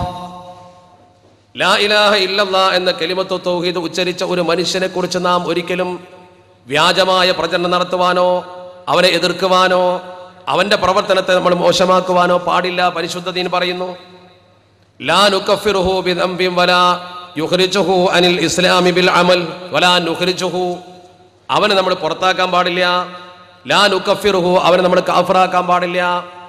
ലാ നുകഫിറുഹു ബിദംബിൻ, അവന്റെ ദോഷം കാരണം അവനെ നമ്മൾ കാഫിർ എന്ന് പറയാൻ പാടില്ല. വലാ നുഖ്രിജുഹു അനിൽ ഇസ്ലാമി ബിൽ അമൽ, അവന്റെ പ്രവർത്തന വൈകല്യം കൊണ്ട് അവൻ ഇസ്ലാമിൽ നിന്ന് പുറത്താക്കാനും നമുക്ക് അധികാരമില്ല. ഇവര് നമ്മളെ ഇസ്ലാമിൽ നിന്ന് പുറത്താക്കി. നമ്മൾ അഥവാ സമത്വ കേരള ജംഇയ്യത്തുൽ ഉലമയുടെ ഉലമാക്കളോ നമ്മിൽപ്പെട്ട ഏതെങ്കിലും നമ്മളറിയുന്ന ആലിമീങ്ങളോ ഈ ബിദ്അഈ ചിന്ത വെച്ച് പുലർത്തിയ ഒരാളെ പോലും ഇസ്ലാമിന്റെ പടിക്ക് പുറത്താന്ന് പറഞ്ഞിട്ടില്ലല്ലോ. അവരെ ഇസ്ലാമിൽ നിന്ന് പുറത്താക്കി പടിയടിച്ച പിണ്ടം വെക്കുന്നൊരു വാക്ക് പോലും പറഞ്ഞിട്ടില്ല. അവരെ കുറിച്ച് മുശ്രിക്ക് എന്നൊന്നും പറഞ്ഞ മുബ്തദി എന്ന പദം മാത്രമേ മാക്സിമം പ്രയോഗിച്ചിട്ടുള്ളൂ. എന്ന് പറഞ്ഞാൽ ദീനിൽ ഇല്ലാത്ത പുതിയ വിഷയങ്ങൾ കടത്തിക്കൂട്ടിയ പുതിയ വാദികൾ എന്ന് മാത്രം, വേറൊന്നും പറഞ്ഞിട്ടില്ല. എത്ര മിതത്വമാണ് നമ്മുടെ ആലിമീങ്ങൾ സ്വീകരിച്ചത്. വിശുദ്ധ ദീൻ പറയുന്നു മുഅ്മിനായ ഒരു മനുഷ്യനെ സംബന്ധിച്ചിടത്തോളം ഈമാന്റെ അസ്ലിൽപ്പെട്ട ഒരു പ്രധാനപ്പെട്ട കാര്യമാണ് ലാ ഇലാഹ ഇല്ലല്ലാഹ്. വിശ്വസിച്ച മനുഷ്യനോട് ഒരിക്കലും നമ്മൾ കുഴപ്പത്തിന് പോകാൻ പാടില്ല, അവനെ ദീനിൽ നിന്ന് പുറത്താക്കാൻ പാടില്ല. 3 കാര്യം പറഞ്ഞു ഈമാന്റെ അസ്ൽ.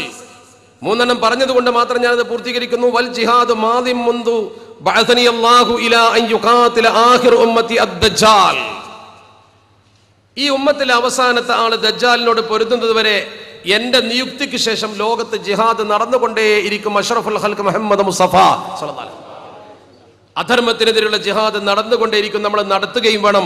ലാ യുബ്തിലുഹു ജൗറു ജാഇരിൻ വലാ അദ്ലു ആദിലിൻ.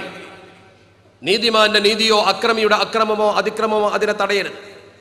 സത്യത്തിന് വേണ്ടിയുള്ള പ്രവർത്തനം നടന്നുകൊണ്ടേ ഇരിക്കണം, ദീനിന്റെ സംസ്ഥാപനത്തിന് വേണ്ടി. അതാണ് 2ാമത്തെ അസ്ൽ. 3ാമത്തേത് വൽ ഈമാനു ബിൽ അഖ്ദാർ, വിധിയിലുള്ള വിശ്വാസം, അള്ളാഹുവിന്റെ വിധിയിലുള്ള വിശ്വാസം. ഇത് 3ഉം ഈമാന്റെ അസ്ലാണ് എന്ന് വിശുദ്ധ പ്രവാചകർ അഷ്റഫുൽ ഖൽഖ് ത്വഹ റസൂലുള്ളാഹി സ്വല്ലല്ലാഹു അലൈഹി വസല്ലം. താത്വികമായി ഈ വിഷയം നിങ്ങൾ ശരിക്കും മനസ്സിലാക്കണം. കേവലം ഭാഗ്യപ്രകടനമല്ല ഇത്. അപ്പൊ നമ്മൾ ലാ ഇലാഹ ഇല്ലല്ലാ എന്ന് ഉച്ചരിച്ചൊരു മനുഷ്യനെ എങ്ങനെ മുശ്രിക്കാക്കും? അത് ഗൗരവമല്ലേ? അത് മുസ്ലിം ലോകത്തിന്റെ പൈതൃകത്തിനെതിരല്ലേ? ലാ ഇലാഹ ഇല്ലല്ലാ എന്ന കലിമത്തു തൗഹീദിൽ ഉച്ചരിച്ച ഒരു വിഭാഗത്തെ എങ്ങനെ ദീനിൽ നിന്ന് പുറത്താക്കും? അത് നമ്മുടെ കേരളത്തിൽ സംഭവിച്ചിട്ടുണ്ടോ? നിങ്ങൾ ഉണ്ടെങ്കിൽ അതിന്റെ സ്ഥാനം എന്താ? മുശ്രിക്ക് എന്നൊരാളെ കുറിച്ച് പറയാൻ പാടുണ്ടോ? എഴുതുകയും പറയുകയും പ്രസംഗിക്കുകയും അത് പ്രചരിപ്പിക്കുകയും ചെയ്തില്ലേ? അതിന്റെ ഗൗരവാവസ്ഥ എൻ്റെ പ്രിയപ്പെട്ട ഉമ്മത്തിൽപ്പെട്ട എൻ്റെ പ്രിയപ്പെട്ട സഹപ്രവർത്തകരെന്ന് ബോധ്യപ്പെട്ട് നോക്ക്. എത്രത്തോളം എന്ന് ചോദിച്ചാൽ, അബദ്ധം പറ്റിയ സ്വഹാബത്തിനെ കൊണ്ട് പോലെ നബി തങ്ങൾ എന്താണ് ചെയ്യിച്ചത് പറയിച്ചത് എന്ന് ഇസ്ലാമിക ചരിത്രം വളരെ വ്യക്തമാണ്. ഉസാമത്ത് ബിൻ സെയ്ദ് റളിയല്ലാഹു തആല അൻഹുവിന്റെ ചരിത്രം. ഉസാമ റളിയല്ലാഹു തആല അൻഹു പരിശുദ്ധ പ്രവാചകർക്ക് ഇഷ്ടപ്പെട്ട സ്വഹാബിയായിരുന്നു. ആ സ്വഹാബി ഒരു യുദ്ധമുഖത്ത് വന്നു. അങ്ങനെ യുദ്ധമുഖത്ത് വന്ന വിഷയം, യുദ്ധത്തിൽ വിജയിച്ചു മുസ്ലിങ്ങൾ. വിജയത്തിന്റെ വൃത്താന്തം എത്തി അഷ്റഫുൽ ഖൽഖ് ത്വാഹ റസൂലുള്ളാഹി സ്വല്ലല്ലാഹു അലൈഹി വസല്ലം. ആ സവിധത്തിൽ ഇവര് വരുന്നതിന്റെ മുമ്പ് തന്നെ വിജയത്തിന്റെ വൃത്താന്തം എത്തിക്കഴിഞ്ഞിരിക്കുന്നു. വിജയത്തിന്റെ വൃത്താന്തം എത്തിക്കഴിഞ്ഞ പ്രത്യേക സാഹചര്യത്തിൽ ഈ പ്രിയപ്പെട്ട സ്വഹാബി കടന്നു വന്നപ്പോൾ ഉണ്ടായ സംഭവം വിശദീകരിക്കുന്ന കൂട്ടത്തിൽ അദ്ദേഹം പറഞ്ഞു, ലമ്മൻ ഹസമൽ ഖൗമു, ജനങ്ങൾ ഒന്നാകെ ആ യുദ്ധത്തിന്റെ മുഖത്ത് തടിച്ചുകൂടുന്ന ജനങ്ങളെ കുറിച്ച് വിശദീകരിച്ചുകൊണ്ട് അദ്ദേഹം പറയുന്നു, അദ്റക്തു റജുലൻ, ഞാൻ ഒരു ശത്രുക്കളിൽപ്പെട്ട മനുഷ്യനെ കണ്ടു. ഉസാമത്ത് ബിൻ സെയ്ദ് റളിയല്ലാഹു തആല അൻഹു വിശദീകരിക്കുന്നു, അള്ളാഹുവിന്റെ തിരുദൂതരെ, ഞാനൊരു മനുഷ്യനെ കണ്ടു. അദ്റക്തു റജുല, ഞാൻ ഒരു മനുഷ്യനെ കണ്ടു ശത്രുമുഖത്ത്.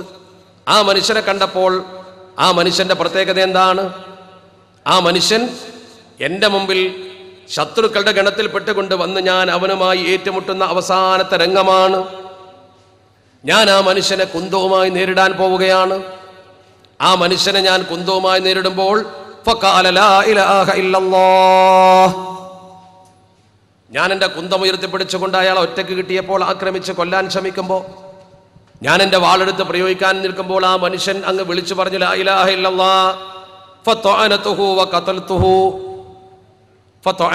വഖതൽതുഹു, ഞാൻ അവനെ കുത്തിക്കൊന്നു, ഞാൻ ആ മനുഷ്യനങ്ങ് കൊന്നു. ഈ വിഷയം അള്ളാഹുവിന്റെ തിരുദൂതരുടെ മുമ്പിൽ ഇങ്ങനെ അവതരിപ്പിച്ചു കൊടുത്തു. ഓൻ രക്ഷപ്പെടാൻ വേണ്ടി ലാ ഇലാഹ ഇല്ലല്ലാഹ് പറഞ്ഞതല്ലേ?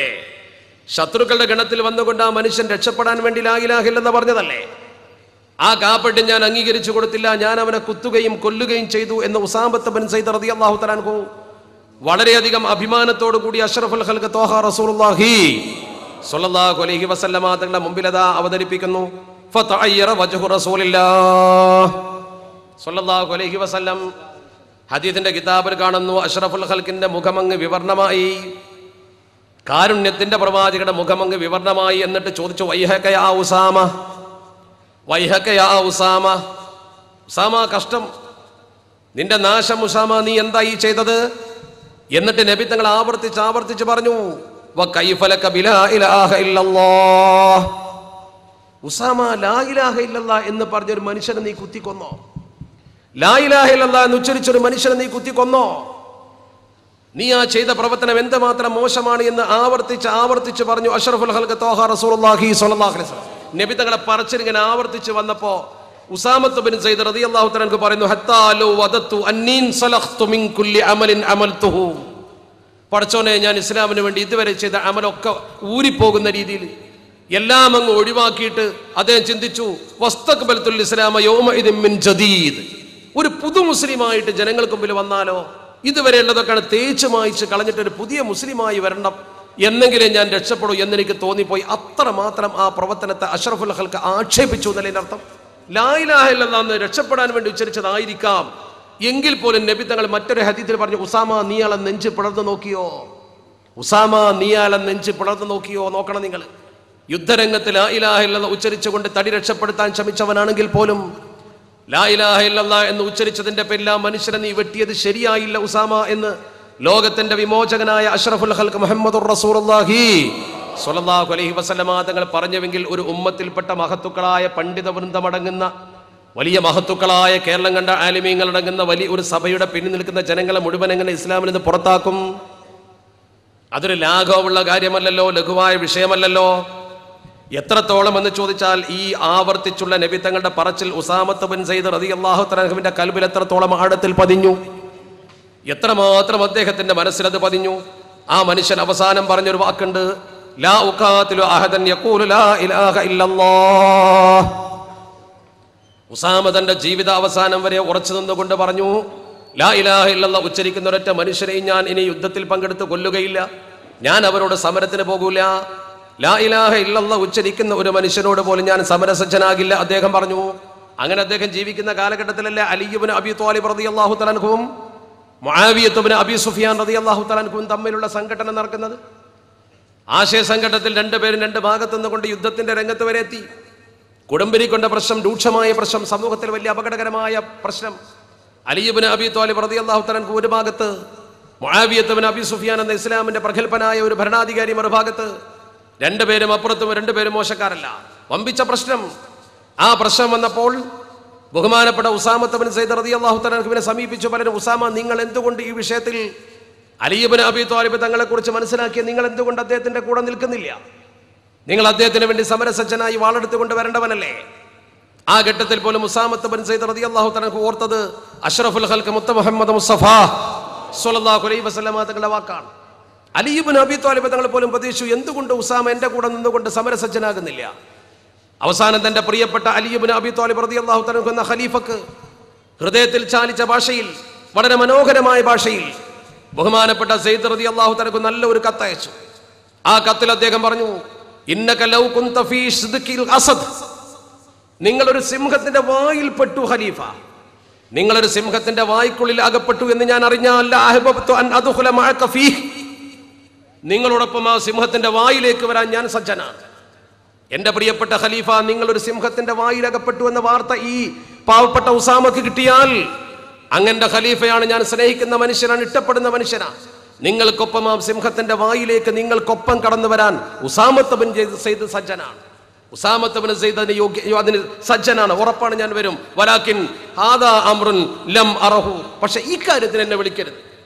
ഇത് മുസ്ലിമീങ്ങൾ തമ്മിലുള്ള പരസ്പര സംഘടനമാണ്, അതിനെന്നെ വിളിക്കരുത്, അക്കാര്യത്തിന് ഞാനില്ല എന്ന് പറഞ്ഞുകൊണ്ട് ഉസാമത്ത് ബിൻ സയ്യിദ് തന്റെ നിഷ്കളങ്കത പ്രകടിപ്പിച്ചുകൊണ്ട് സയ്യിദ് റളിയല്ലാഹു തആല എഴുതിയ വാചകം ചരിത്രത്തിൽ മനോഹരമായി കാണപ്പെടുന്നു.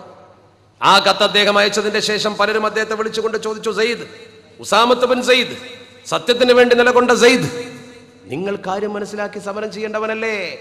അള്ളാഹുവിന്റെ പരിശുദ്ധ ഖുർആനല്ലേ പറഞ്ഞത്, വഖാതിലൂഹും ഹത്താ ലാ തകൂന ഫിത്നത്തുൻ വയകൂന അദ്ദീനു കുല്ലുഹു ലില്ലാഹ്. ഉസാമ റളിയല്ലാഹു തആലയുടെ മുമ്പിൽ വന്നുകൊണ്ട് വിശുദ്ധ ഖുർആന്റെ വചനം പോലും ഓതി കൊടുക്കാൻ ആളുകളുണ്ടായി, അദ്ദേഹത്തെ സമരസജ്ജനാക്കാൻ. അള്ളാഹുവിന്റെ പരിശുദ്ധ ഖുർആൻ പറഞ്ഞില്ലേ വളരെ വ്യക്തമായി, വഖാതിലൂഹും ഹത്താ ലാ തകൂന ഫിത്നത്തുൻ വയകൂന അദ്ദീനു കുല്ലുഹു ലില്ലാഹ്. കുഴപ്പം ഒതുങ്ങുന്നത് വരെ നിങ്ങൾ സമരസജ്ജനാകണം, സമരം ചെയ്യണം, യുദ്ധം ചെയ്യണം. അങ്ങനെ അള്ളാഹുവിന് വേണ്ടി എല്ലാ ആരാധനകളും ഒരുമിക്കുന്ന സമയം വരെ നിങ്ങൾ സമരസജ്ജരായിരിക്കണമെന്ന് പരിശുദ്ധ ഖുർആൻ പറഞ്ഞിട്ടില്ലേ? ഉസാമ റളിയല്ലാഹു തആല അവരോട് തിരിച്ചു പറഞ്ഞു, ഹുലായിക ഹുമുൽ മുശ്രികൂൻ, അത് മുശ്രിക്കുകളെ കുറിച്ച് ആ കൂട്ടരെ പറഞ്ഞത്, മുസ്ലിങ്ങൾ തമ്മിൽ തല്ലുന്നതിനെ കുറിച്ചല്ല ആ പറഞ്ഞത്. വലഖദ് ഖാതൽനാഹും ഹത്താ ലം തകുൻ ഫിത്ന വകാന അദ്ദീനു കുല്ലുഹു ലില്ലാഹ്. ഫിത്ന അടങ്ങുന്നത് വരെ മുശ്രിക്കുകളോട് നമ്മൾ പട വെട്ടിയിട്ടുണ്ടല്ലോ, ഫിത്ന അടങ്ങുന്നത് വരെ ഈ മുശ്രിക്കുകളോട് നമ്മൾ സമരസജ്ജരായിട്ടുണ്ടല്ലോ എന്ന് ഉസാമത്ത് ബിൻ സയ്യിദ് റളിയല്ലാഹു തആല പറഞ്ഞുകൊണ്ട് ആ വിഷയത്തിൽ നിന്നും അദ്ദേഹം തിരിഞ്ഞോടി നോക്കണം. നിങ്ങൾ എന്താ കാരണം? ഒരു മുസ്ലിമായ മനുഷ്യന്റെ നേരെ വാളോങ്ങിയപ്പോൾ അദ്ദേഹം കെലിമ ചൊല്ലി, അതല്ലെങ്കിൽ ആ മുസ്ലിം പക്ഷത്തു നിന്നുകൊണ്ടാണ് പറയുന്ന ഏത് ജാതിയാവട്ടെ മതമാകട്ടെ രക്ഷപ്പെടാൻ വേണ്ടിയാണെങ്കിലും കെലിമ ഉച്ചരിച്ചപ്പോൾ ഉസാമ അദ്ദേഹത്തെ കൊന്നപ്പോൾ അള്ളാഹുവിന്റെ തിരുദൂതരാകുന്ന അഷ്റഫുൽ ഖൽഖ് മുഹമ്മദ് മുസ്തഫ സ്വല്ലല്ലാഹു അലൈഹി വസല്ലമ തങ്ങൾ കൊടുത്ത നിർദ്ദേശം ഉസാമ റളിയല്ലാഹു തആലയുടെ കൽബിൽ ഇങ്ങനെ വെട്ടിത്തിളങ്ങി നിൽക്കുകയാണ്. കേരളീയ മുസ്ലിം ഉമ്മത്തിൽ ജാജ്വല്യമാനമായ സംഭാവന കൽപ്പിച്ച മഹാപണ്ഡിതന്മാർ, മഖദൂമിങ്ങളുടെ ശിഷ്യന്മാർ, കേരളത്തിലെ ജനങ്ങൾക്ക് ദീൻ പഠിപ്പിച്ചു കൊടുത്ത പൈതൃകമുള്ള മഹാപണ്ഡിതന്മാർ, അവർ പ്രാന്തവൽക്കരിക്കപ്പെട്ടു. അവർ ഖുറാഫികളാണ്, അഥവാ അവർ മക്ബറകളിൽ പൂജ നടത്തുന്ന ആളുകളാണെന്ന് പറഞ്ഞുകൊണ്ട് കുബൂരികൾ എന്ന പേരിട്ടുകൊണ്ട് മുസ്ലിം സമൂഹത്തിലെ ഒരു ഭാഗത്തെ മാറ്റി നിർത്തിയില്ലേ പലരും ഇവിടെ? എന്താ ഈ ചെയ്ത പ്രവർത്തനത്തിന്റെ പൈതൃകം നമുക്കൊന്ന് പരിശോധിച്ചുകൂടെ? മഹാന്മാരുടെ ബറക്കത്തെടുക്കുന്നതിന് വേണ്ടി മക്ബറകളിൽ സിയാറത്ത് ചെയ്യുന്നു, എന്തുകൊണ്ട് ഇത്ര ആളുകൾ ഇവിടെ കൂടുന്നു? നമ്മൾ ആഗ്രഹിക്കുന്നത് ഈ സാന്നിധ്യത്തിൽ വെച്ചുള്ള ഒരു ദുആ ആണ്. ഈ ഇരിക്കുന്ന കൂട്ടത്തിൽ അള്ളാഹു ഇഷ്ടപ്പെട്ട മഹത്തുക്കളായ ഒരുപാട് ആളുകളുണ്ടാവും. ഒരാളുടെ ആമീൻ പടച്ചറപ്പ് സ്വീകരിച്ചാൽ നമ്മൾ രക്ഷപ്പെട്ടു പോയി. ആര് പ്രാർത്ഥിച്ചാലും ആമീൻ പറയുന്ന ആളുകൾക്കൊക്കെ പ്രാധാന്യമുണ്ടല്ലോ. എത്രയോ നിഷ്കളങ്കനായ അള്ളാഹുവിന്റെ ഔലിയാക്കളെ സ്നേഹിച്ചുകൊണ്ട് മാത്രം ഈ മജ്ലിസിലുണ്ടാവും. ഈ മജ്ലിസിന്റെ ഒരു പ്രത്യേകത അള്ളാഹു അവരുടെ ദുആ ബർക്കത്ത് കൊണ്ട് നമ്മളെ രക്ഷപ്പെടുത്തി തെരുമാറാവട്ടെ. ആരെ കൊണ്ടാണ് നമ്മൾ രക്ഷപ്പെടാന്ന് അറിയില്ലല്ലോ. ആരെ കൊണ്ട് നമ്മൾക്ക് രക്ഷ കിട്ടുമെന്നറിയില്ല. ആരെയും അവഗണിക്കണ്ട. എവിടെയെങ്കിലും ഇരിക്കുന്ന ഒരു സാധു മനുഷ്യന്റെ ഒറ്റ ആമി മതിയോ നമ്മൾ രക്ഷപ്പെടാൻ. അതുകൊണ്ടാണ് ഈ സദസ്സിൽ ഇത്രയും ആളുകൾ നിർഭരമായി നിൽക്കുന്നത്. ഞാൻ വല്ലാതെ ഒന്ന് നീട്ടിപ്പരത്തി പറയുന്ന ഒരു പരിധി വെച്ച് അവസാനിപ്പിക്കുന്നു. ദുആ ചെയ്ത് പിരി. നിങ്ങളൊക്കെ ആമീൻ എനിക്കും കിട്ടണം. അർഹമുറാഹിമായ തമ്പുരാൻ നമുക്ക് ഖൈർ പ്രദാനം ചെയ്യുമാറാവട്ടെ. ഞാൻ ആ വിഷയത്തിലേക്കാണ് നിങ്ങളെ കൊണ്ടുപോയി. നമ്മുടെ പൈതൃകം എന്താണ്? മഹാനായ ഉമർ അൽ ഫാറൂഖ് റളിയല്ലാഹു തആല ഇസ്ലാമിന്റെ ഖലീഫയല്ലേ, ലോകം തിരിയുന്ന മഹാനല്ലേ. അദ്ദേഹത്തിന്റെ നാക്കിന്റെ തുമ്പിൽ പടച്ചറപ്പ് ഹക്ക് വെച്ചിട്ടുണ്ട് എന്ന് പറഞ്ഞത് ലോകത്തെ സത്യം മാത്രം വിളിച്ചു പറഞ്ഞ ഷഫീഉനാ റസൂലുള്ളാഹി സ്വല്ലല്ലാഹു അലൈഹി വസല്ലം തങ്ങളാണ്. അള്ളാഹുവിന്റെ തിരുദൂതർ പറഞ്ഞു ഉമറിന്റെ നാവിൽ സത്യമുണ്ട്. ആ ഉമർ റളിയല്ലാഹു തആല മരണപ്പെട്ട് കിടക്കുന്ന സമയത്ത് അദ്ദേഹം ആദ്യമായി ചെയ്ത പ്രവർത്തനം എന്താണ്? കുത്തേറ്റ് വീണുകൊണ്ട് ബഹുമാനപ്പെട്ടവർ മരണത്തെ മുന്നിൽ കണ്ടുകൊണ്ട് കഴിയുമ്പോൾ ആദ്യം ചെയ്ത പ്രവർത്തനം, ബോധം തെളിയുമ്പോൾ നമസ്കാരത്തെ കുറിച്ച് ചോദിക്കുന്നു. പിന്നീട് അദ്ദേഹം ചെയ്ത പ്രവർത്തനം എന്താ? അബ്ദുള്ള എന്ന് പറയുന്ന തന്റെ മകനെ വിളിച്ചുകൊണ്ട് നേരെ പറഞ്ഞയക്കുന്നു ആയിഷ ബീവി റളിയല്ലാഹു തആല അൻഹയുടെ സവിധത്തിലേക്ക്. മോനെ ആയിഷ ബീവിയോട് നീ പറയണം, ഉമർ ഇന്ന് ഞാൻ ഖലീഫയല്ല, ഖലീഫയാണെന്ന് പറഞ്ഞുകൊണ്ട് നീ അവകാശവാദം ഉന്നയിക്കരുത്.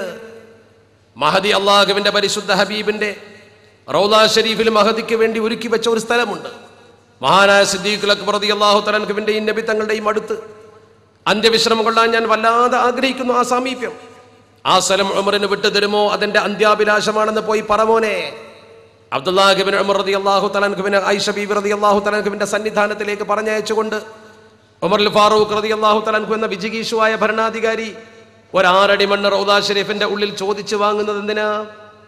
മരിച്ചു കഴിഞ്ഞാൽ എവിടെ മറപ്പെട്ട് കിടന്നാൽ എന്താ? അങ്ങനെ ചോദിക്കുന്നവരില്ലേ? പക്ഷേ നിങ്ങളൊന്നോർത്ത് നോക്ക്, അള്ളാഹുവിന്റെ റസൂലുള്ളാഹി സ്വല്ലല്ലാഹു അലൈഹി വസല്ലം തങ്ങളുടെ സന്നിധാനത്തിൽ ലോക മുസ്ലിങ്ങൾ സിയാറത്ത് ചെയ്യുന്ന മഖാമിൽ മഹാനവറുകൾ കിടക്കാൻ ആഗ്രഹിച്ചു. റസൂലുള്ളാഹിയോട് മരണാനന്തരവുമുള്ള സാമീപ്യം വേണമെന്ന് ആഗ്രഹിച്ചത് ബർക്കത്ത് എടുക്കാനല്ലേ? മരണാനന്തരമുള്ള ബർക്കത്ത്. കുത്തുകിട്ടി വീണ് കിടന്നിട്ട് മരണത്തോട് മല്ലടിക്കുന്ന ഒരു മനുഷ്യൻ പോലും എനിക്ക് ഇന്ന സ്ഥലത്ത് ഖബർ വേണമെന്ന് പറയുന്നു. അത് അള്ളാഹുവിന്റെ പരിശുദ്ധ തിരുദൂതരുടെ സന്നിധാനത്തിലാകണമെന്ന് പറയുന്നു. അത് അഷ്റഫുൽ ഖൽക്കിനോടും സിദ്ദീഖ് തങ്ങളോടും ഒക്കെയുള്ള ആ വൈകാരിക ബന്ധമാണ്. മരണാനന്തരവും അതെനിക്ക് കാത്തു സൂക്ഷിക്കണമെന്ന് ഉമർ റളിയല്ലാഹു തആല പറഞ്ഞതിൽ അർത്ഥമില്ലേ?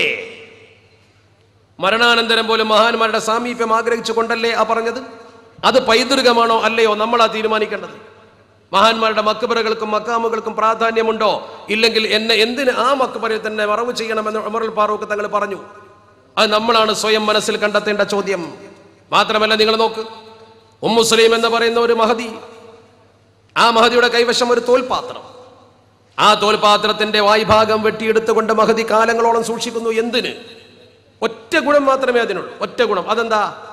അള്ളാഹുവിന്റെ തിരുദൂതർ അഷ്റഫുൽ ഖൽഖ് മുത്ത മുഹമ്മദ് മുസ്തഫ സ്വല്ലല്ലാഹു അലൈഹി വസല്ലം തങ്ങളുടെ ചുണ്ടുകൾ പതിഞ്ഞ സ്ഥലം അവിടെയുണ്ട്. നബി തങ്ങൾ വെള്ളം കുടിച്ച ഒരു തോൽപാത്രം. എന്താണ് അതിന്റെ പ്രത്യേകത? അത് വെട്ടിയെടുത്തുകൊണ്ട് സൂക്ഷിക്കുന്നു. ആ ഭാഗം പ്രത്യേകം സൂക്ഷിക്കുന്നു. അഷ്റഫുൽ ഖൽഖ് തങ്ങൾ അതിന്റെ വെള്ളം കുടിച്ചു എന്ന് ഒരാൾക്കും സംശയമില്ലല്ലോ ഈ വിഷയത്തിൽ. ഒരാൾക്കും ഉമ്മു സുലൈം റളിയല്ലാഹു തആല അൻഹ അങ്ങനെ ചെയ്തു എന്ന വിഷയത്തിൽ സംശയമുള്ള ആരെങ്കിലും ഉണ്ടോ? അപ്പൊ ഉമ്മു സുലൈം റളിയല്ലാഹു തആല അൻഹ ചെയ്തത് തെറ്റാണോ? എന്താ ഒരു പാത്രം, ഒരാൾ വെള്ളം കുടിച്ച പാത്രത്തിന് ഇത്ര വലിയ പ്രത്യേകത? സ്വർഗത്തിൽ നിന്ന് ഇറക്കിയതൊന്നുമല്ലല്ലോ. പക്ഷേ അഷ്റഫുൽ ഖൽഖ് തങ്ങൾ അതിൽ നിന്ന് വെള്ളം കുടിച്ചു. നബി തങ്ങളുടെ ഷറഫാക്കപ്പെട്ട ചുണ്ടു പതിഞ്ഞ സ്ഥലം അത് ഉമ്മു സുലൈമിന് വല്ലാത്ത ഇഷ്ടമായിരുന്നു. എത്രയോ അനുഭവങ്ങൾ, സംഭവങ്ങൾ താരീഖ് നമുക്ക് രേഖപ്പെടുത്താൻ കഴിയില്ലേ? നോക്ക് നിങ്ങൾ. നബി സല്ലല്ലാഹു അലൈഹി വസല്ലം തങ്ങളുടെ ഒരു മോതിരം, നബി തങ്ങൾ ആ മോതിരം കയ്യിലണിയുന്നു. അഷ്റഫുൽ ഖൽഖ് തങ്ങളിൽ നിന്നും ആ മോതിരം പിന്നെ സിദ്ദീഖുൽ അക്ബർ റളിയല്ലാഹു തആല അൻഹുവിന് കിട്ടുന്നു. അദ്ദേഹം അത് സൂക്ഷിക്കുന്നു, കയ്യിലണിയുന്നു. സിദ്ദീഖുൽ അക്ബർ റളിയല്ലാഹു തആല അൻഹുവിന്റെ കയ്യിൽ നിന്നും ആ മോതിരം പിന്നെ ഉമർ അൽ ഫാറൂഖ് തങ്ങൾക്ക് ലഭ്യമാകുന്നു.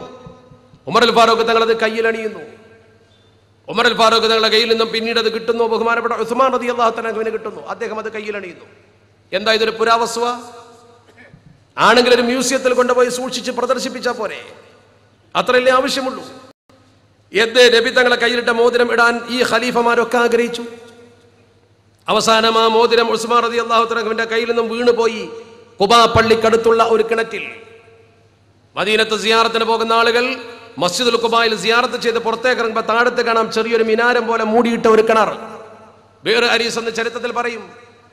ആ പള്ളിയുടെ സമീപം ചെന്നുകൊണ്ട് ആ ചരിത്രം സ്മരിച്ചു നോക്കൂ നിങ്ങൾ. അതാണ് ബിർ ഹാത്തം എന്ന് ചരിത്രത്തിൽ പറയുന്ന പള്ളി. മോതിരം വീണ കിണർ. അള്ളാഹുവിന്റെ പരിശുദ്ധ ഹബീബ് അഷ്റഫുൽ ഖൽഖ് മുത്ത മുഹമ്മദ് മുസ്തഫ സ്വല്ലല്ലാഹു അലൈഹി വസല്ലം തങ്ങൾ കയ്യിലണിഞ്ഞിരുന്ന മോതിരം അതിൽ വീണുപോയി. എത്ര തവണ വറ്റിച്ച് പരിശോധിച്ചിട്ടും അത് കിട്ടിയില്ല, ചരിത്രം പറയുന്നു. ആ മോതിരത്തിന് വേണ്ടി എത്ര തവണ അധ്വാനിച്ചു നോക്കി ബഹുമാനപ്പെട്ട ഉസ്മാൻ റളിയല്ലാഹു തആല അൻഹു. അല്ലാഹുവിന്റെ വിധിയാണ് പോയി. എന്തിനാണ് ആ മോതിരം അവർ കയ്യിലിട്ട് സൂക്ഷിച്ചത്? അതിൽ അർത്ഥമുണ്ടോ ഇല്ലയോ? പൂർവിക മഹത്തുക്കളെ ആദരിക്കുന്നതിൽ അർത്ഥമുണ്ടോ ഇല്ലയോ? ചിന്തിക്കണം, പറയണം, ആലോചിക്കണം. ഞാൻ ആരെയും എതിർക്കാനല്ല പറയുന്നത്. നമ്മൾ തന്നെ നമ്മുടെ മനസ്സിനോട് ചോദിക്കണം. നമ്മൾ തന്നെ അതേ ബറക്കത്തുകൾ ഉണ്ടോ സമൂഹത്തിൽ? ഇത്തരം പ്രവർത്തനത്തിൽ ബറക്കത്തുണ്ടോ? ചികിത്സ വരെ നടത്തിയിരുന്നില്ലേ പൂർവികർ അത്തരം വസ്തുക്കൾ കൊണ്ട്? ഇമാം മുസ്ലിം നിവേദനം ചെയ്ത ഹദീസ് അഷ്റഫുൽ ഖൽഖ് ത്വഹ റസൂലുള്ളാഹി സ്വല്ലല്ലാഹു അലൈഹി വസല്ലം നബി തങ്ങളുടെ മരണാനന്തരം അസ്മാ ബിൻത് അബൂബക്കർ റളിയല്ലാഹു തആല, അസ്മാ ബിൻത് അബീബക്കർ, അബൂബക്കർ സിദ്ദീഖ് റളിയല്ലാഹു അൻഹുവിന്റെ പ്രിയപ്പെട്ട പുത്രി അസ്മാ ബീവി, ആയിഷ ബീവിയുടെ സഹോദരി, അള്ളാഹുവിന്റെ പരിശുദ്ധ പ്രവാചകന്റെ പത്നിയുടെ സഹോദരി, ഒരു ജുബ്ബ, ആ ജുബ്ബ തന്റെ വീട്ടിൽ വളരെ കൗതുകത്തോടു കൂടി ആദരവോടു കൂടി സൂക്ഷിക്കുന്നു. ഷറഫാക്കപ്പെട്ട ഒരു ജുബ്ബ താരീഖിൽ കാണാം.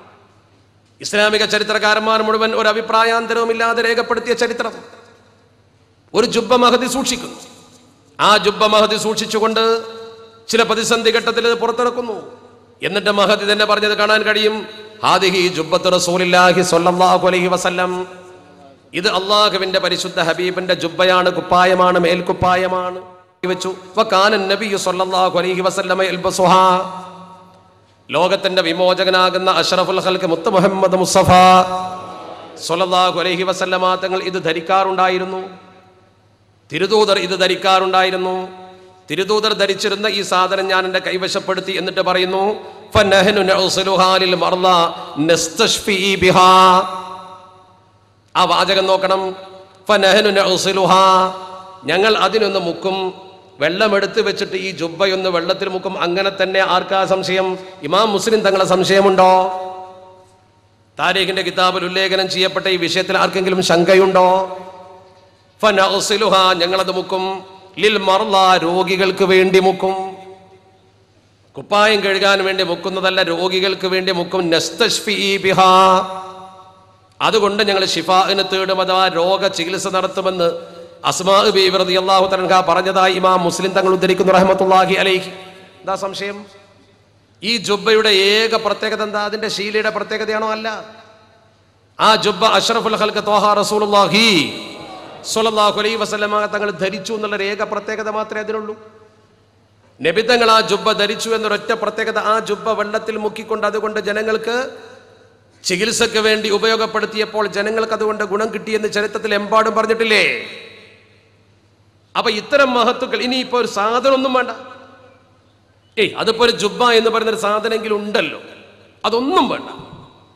ഒരു മഹാനെ വെറുതെ മുൻനിർത്തിക്കൊണ്ട് പടച്ചറപ്പിനോട് രണ്ട് വാക്ക് പറഞ്ഞാൽ തന്നെ കേൾക്കും അല്ലാഹു സുബ്ഹാനഹു വ തആല ഉത്തരം നൽകും എന്നല്ലേ മഹാന്മാര് പഠിപ്പിച്ചത്? നമ്മൾ ദ്വാരനാ കേൾക്കില്ല എന്നതിനർത്ഥമില്ല. നമ്മൾ ദുആ ചെയ്താൽ കേൾക്കില്ല എന്നതിനർത്ഥമില്ല. മമ്പുറത്തേക്ക് വരാൻ പല വഴികളുണ്ട്. തിരുരങ്ങാടി വഴി ഇങ്ങനെ വന്നാലും എത്തും, NH വഴി ഇങ്ങനെ വന്നാലും എത്തും, ഇപ്പുറത്ത് കൂടെ ദാറുഹുദ വഴി എങ്ങനെ വന്നാലും എത്തും. ഏത് വഴി എത്തും? പക്ഷെ ചില വഴി ചിലപ്പോൾ ബ്ലോക്കായിട്ടുണ്ടാവും, എത്താൻ കഴിഞ്ഞില്ല എന്നൊക്കെ വരും. എന്നാൽ എളുപ്പത്തിൽ എത്തിക്കാൻ കഴിയുന്ന സംവിധാനം ഉണ്ടെങ്കിൽ ആ വഴി സ്വീകരിച്ചാൽ വേഗത്തിലെത്തും.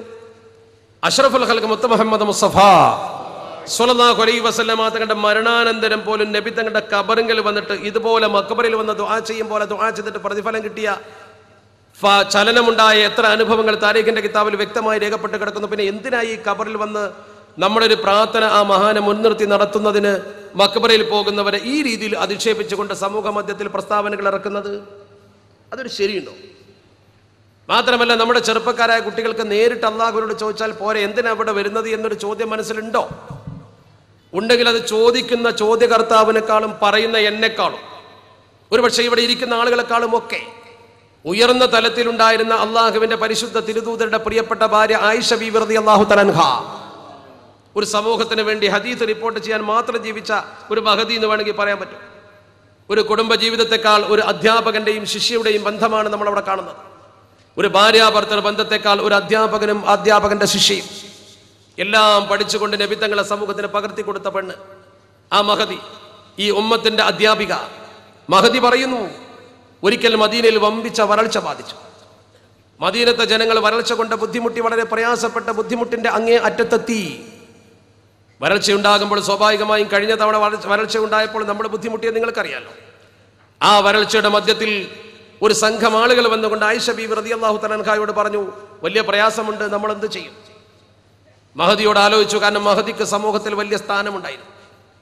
ആളുകൾ മഹദിക്ക് വലിയ പദവി കൽപ്പിച്ചിരുന്നു. അതുകൊണ്ട് അവരൊക്കെ വന്നുകൊണ്ട് അന്വേഷിച്ചു, എന്ത് ചെയ്യണം, നമ്മൾ വമ്പിച്ച വരൾച്ചയാണല്ലോ വന്നുപെട്ടിരിക്കുന്നത്, നമുക്ക് എന്ത് ചെയ്യാൻ പറ്റുമെന്ന് ചോദിച്ചപ്പോൾ മഹദി പറഞ്ഞു കൊടുത്തൊരു വാചകം ഹദീസിന്റെ കിതാബിലുണ്ട്, വളരെ വ്യക്തം. ഹാഫിദ് ഉദ്ദാരിമി തന്റെ സുനനിൽ ഉദ്ധരിക്കുന്നു, വളരെ വ്യക്തമായി പറയുന്നു. ആയിഷ ബീവി റളിയല്ലാഹു തആല പറഞ്ഞു, ഉൻദുറൂ ഖബറൻ നബി സ്വല്ലല്ലാഹു അലൈഹി വസല്ലം, നിങ്ങൾ ചെന്നിട്ട് റസൂലുള്ളാഹി സ്വല്ലല്ലാഹു അലൈഹി വസല്ലമയുടെ ഖബറാകുന്ന റൗദയുടെ നേരെ ഒന്ന് നോക്ക്.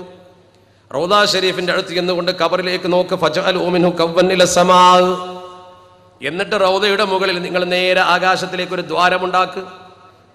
റൗദ ഷരീഫിന്റെ മുകളിൽ ആകാശത്തേക്ക് ഒരു ദ്വാരമുണ്ടാക്ക്. ഹത്താ ലാ യകൂന ബൈനഹു വ ബൈന സമാഇ സഖഫുൻ, അള്ളാഹുവിന്റെ ഹബീബിന്റെ റൗദയും അതുപോലെ ആകാശവും തമ്മിൽ യാതൊരു തരത്തിലും മേൽക്കൂരയില്ലാത്ത വിധം അതിന്റെ മേൽക്കൂര തുറന്നുകൊണ്ട് നിങ്ങൾ ദ്വാരമുണ്ടാക്കിക്കൊണ്ട് ആ ഖബറിൽ ചെന്നുകൊണ്ട് നിങ്ങൾ നോക്കിയിട്ട് സങ്കടം പറ. എന്താണ് പറഞ്ഞ വാചകം? എന്തിനാ ഇപ്പൊ അള്ളാഹിനോട് സംസാരിക്കാൻ റസൂലുള്ളാഹിന്റെ ഖബറിൽ ചെന്ന് നോക്കേണ്ട ആവശ്യം എന്താ? ഉൻദുറൂ ഇലാ ഖബറിൻ നബി, ആയിഷ ബീവി പറയേണ്ട കാര്യം എന്താ? ശിർക്കാവൂലേ? അത് ഇസ്ലാമിൽ നിന്ന് പുറത്തു പോകുന്ന ഏർപ്പാട്. അവർ നിങ്ങൾ ഖബറിൽ ചെന്ന് നോക്കിക്കോന്ന്, നിങ്ങൾ അള്ളാഹിനോട് ദ്വാരനോളി മക്കളെ എന്ന് പറഞ്ഞാൽ പോരെ. ആരാ ഇത് പറയുന്നത്? അഷ്റഫുൽ ഖൽക്കിന്റെ കൂടെ ജീവിച്ചുകൊണ്ട് ദീൻ എന്താന്ന് ശരിക്ക് പഠിച്ച് പകർത്തി സമൂഹത്തിന് പഠിപ്പിച്ച ഈ ഉമ്മത്തിന്റെ അധ്യാപിക, ഉമ്മഹാത്തുൽ മുഅ്മിനീനിൽ പ്രമുഖയായ മഹദി ആയിഷ ബീവി റളിയല്ലാഹു തആല അൻഹ, ആ മഹദിയുടെ ഹക്ക് ജാഗ് ബർക്കത്ത് കൊണ്ട് പടച്ചറപ്പ് നമ്മളെ കാക്കുമാറാവട്ടെ. ആരാണത്? ആലോചിച്ച് നോക്കണം നിങ്ങൾ. അള്ളാഹിന്റെ റസൂലിന്റെ പ്രിയപ്പെട്ട പത്നിയാ. റസൂലുള്ളാഹി എത്ര വായിച്ചെടുത്തൊരു മഹദി വേറണ്ടോ? അള്ളാഹുവിന്റെ പരിശുദ്ധ ഹബീബിന്റെ ഖബറിൽ ചെന്നിട്ട് നോക്കിയിട്ട് നിങ്ങൾ ദ്വാരന്നോ മേലോട്ട് നോക്കിയിട്ട് എന്നാ പറയണത്. എന്തിനാ അവിടെ തന്നെ ചെന്ന് ദ്വാരക്കാൻ പറഞ്ഞത്? ആയിഷ ബീവി അങ്ങനെ പറഞ്ഞു എന്ന് പറഞ്ഞാൽ പിന്നെ നമ്മൾ എന്തിനാ മമ്പുറത്തേക്ക് വരാൻ പേടിക്കണത്? നമ്മുടെ ചെറുപ്പക്കാരെ കുട്ടികൾ എന്തിനാ അങ്ങോട്ട് പോകുന്നത്? എന്തിനാ ചോദിക്കുന്നത്? എന്തിനാ നേരിട്ട് പടച്ചറപ്പിനോട് ചോദിച്ചാൽ പോരെ എന്ന് ചോദിക്കേണ്ട ആവശ്യം എന്താ? ഇനി അതൊക്കെ പോകട്ടെ, ഇതുപോലെ എത്ര അനുഭവങ്ങളുണ്ട്. ഇമാം ബൈഹഖി തങ്ങൾ ഉദ്ധരിച്ചിട്ടുണ്ട്. ദലായിലുൻ നുബുവയിലൊക്കെ ഒരുപാട് അനുഭവമുണ്ട്. ദലായിലുൻ നുബുവ എന്ന് പറയുന്ന ഇമാം ബൈഹഖി തങ്ങളുടെ ഉദ്ധരണികൾ ഒരുപാടുണ്ട്. പോകട്ടെ, അതിൽപ്പെട്ട ചില സംഭവങ്ങൾ നോക്ക് നിങ്ങൾ. ഉമറുൽ ഫാറൂഖ് റളിയല്ലാഹു തആല ഭരിക്കുന്ന കാലഘട്ടത്തിൽ, ഉമർ റളിയല്ലാഹു തആലയുടെ കാലഘട്ടത്തിൽ ഇതുപോലെ മദീനയിൽ വമ്പിച്ച വരൾച്ച വന്നു. വമ്പിച്ച വരൾച്ച, വമ്പിച്ച പ്രയാസം. ഈ പ്രകൃതി ദുരന്തം മനുഷ്യനെ സംബന്ധിച്ചിടത്തോളം വലിയ വിഷയമാണ്. ഫജാഅ റജുലുൻ ഇലാ ഖബറിൻ നബി സ്വല്ലല്ലാഹു അലൈഹി വസല്ലം, അല്ലാഹുവിന്റെ പരിശുദ്ധ ഹബീബാകുന്ന അഷ്റഫുൽ ഖൽഖ് മുത്ത് മുഹമ്മദുർ റസൂലുള്ളാഹി സ്വല്ലല്ലാഹു അലൈഹി വസല്ലമ തങ്ങളുടെ റൗദ ഷരീഫിന്റെ മുമ്പിലേക്ക് ഒരു മനുഷ്യൻ വന്നു. അഷ്റഫുൽ ഖൽഖിന്റെ റൗദ ഷരീഫിന്റെ മുമ്പിലേക്ക് ഒരു മനുഷ്യൻ വന്നിട്ട് ആ മനുഷ്യൻ പറഞ്ഞത് എന്താണ്? ഫഖാല, അയാൾ പറഞ്ഞു, യാ റസൂലല്ലാഹ്, മരിച്ചു കിടക്കുന്ന റസൂലുള്ളാഹി സ്വല്ലല്ലാഹു അലൈഹി വസല്ലമ തങ്ങളെയാണ് ഈ മനുഷ്യൻ വിളിക്കുന്നത്. യാ റസൂലല്ലാഹ്, യാ റസൂലല്ലാഹ് എന്ന് വിളിച്ചുകൊണ്ട് പറയുന്നു. അള്ളാഹുവിന്റെ തിരുദൂതരെ വിളിച്ചുകൊണ്ട് ഈ മനുഷ്യൻ സങ്കടം പറയുന്നു. ഇസ്തസ്ഖി ലി ഉമ്മതിക, ഈ ഉമ്മത്തിന് വേണ്ടി അങ്ങ് മഴ വർഷിപ്പിച്ചു തരണം നബിയെ. ഫഇന്നഹും ഖദ് ഹലകൂ, ആ ജനങ്ങളൊക്കെ നശിച്ചു പോകുന്ന അവസ്ഥയിലെത്തിയിട്ടുണ്ട്. മഴയില്ലാത്തത് കൊണ്ട് അവർക്ക് വലിയ ബുദ്ധിമുട്ടുണ്ട്. തിരുദൂതരെ അങ്ങ് മഴ വർഷിക്കാൻ വേണ്ടി പടച്ചറബിനോട് പറയണമെന്ന അർത്ഥത്തിൽ അങ്ങ് മഴ വർഷിപ്പിച്ചു തരണേ. ഇസ്തസ്ഖി ലി ഉമ്മതിക, അള്ളാഹുവിന്റെ പരിശുദ്ധ തിരുദൂതരോട് അങ്ങനെ ഒരു ആവശ്യം നേരിട്ട് അങ്ങ് ഉന്നയിക്കുകയാണ്. ഫഅതർ റജുല ഫിൽ മനാം, ആ മനുഷ്യന് അന്ന് ഉറക്കത്തിൽ അള്ളാഹുവിന്റെ പരിശുദ്ധ ഹബീബ് വന്നിട്ട് പറഞ്ഞു, നബി തങ്ങൾ വന്നിട്ട് ആ മനുഷ്യനോട് പറഞ്ഞു, ഇഅ്തി ഉമറ, നീ ഉമറുൽ ഫാറൂഖ് റളിയല്ലാഹു തആല അൻഹുവിന്റെ മുമ്പിൽ ചെല്ല്, എന്നിട്ട് ഉമറിനോട് സങ്കടം പറയും. ഉമർ ദുആ ചെയ്താൽ മഴ പെയ്യുമെന്ന് അഷ്റഫുൽ ഖൽഖ് മുഹമ്മദ് മുസ്തഫ സ്വല്ലല്ലാഹു. ഈ സാധു മനുഷ്യൻ വന്നിട്ട് സ്വപ്നത്തിൽ കണ്ട ഇവരും അതിന്റെ മുമ്പ് നേരത്തെ റൗദയിൽ പോയി സിയാറത്ത് ചെയ്ത് സങ്കടം പറഞ്ഞ ഇവരും ഉമർ റളിയല്ലാഹു തആല അൻഹുവിനോട് പറഞ്ഞു.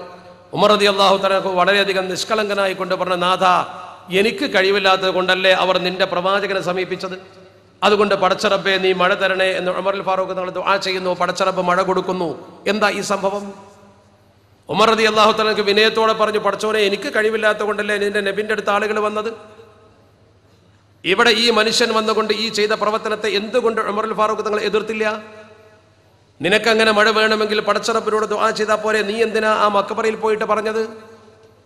മരിച്ചു കഴിഞ്ഞാൽ പിന്നെ എല്ലാം അസ്തമിച്ച സ്ഥിതിക്ക് പിന്നെ അവിടെ നീ ചെന്ന് സങ്കടം പറഞ്ഞിട്ട് എന്താ ഫലം എന്ന് പറഞ്ഞുകൊണ്ട് എന്തുകൊണ്ട് ഉമറുൽ ഫാറൂഖ് റളിയല്ലാഹു തആല ആ മനുഷ്യനെ നിരാശപ്പെടുത്തിയില്ല? അതിന്റെ അർത്ഥം പൈതൃകം എന്താ? മഹാന്മാരുടെ അടുത്ത് നിൽക്കലാണ്. ഞാൻ പറയുന്നത് പൈതൃകം 14 നൂറ്റാണ്ട് മുമ്പ് ഈ സമൂഹം പഠിച്ച പൈതൃകം 15-ാം നൂറ്റാണ്ടിൽ ചോദ്യം ചെയ്യേണ്ടതുണ്ടോ?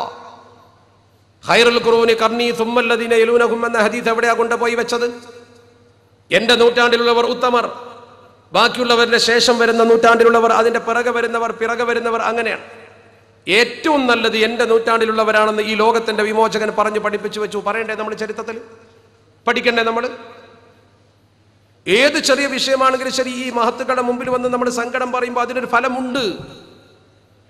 അത് അള്ളാഹുവിനോട് നേരിട്ട് പറഞ്ഞുകൂടെ എന്ന ചോദ്യത്തിന് അർത്ഥമില്ല. കാരണം എന്താ?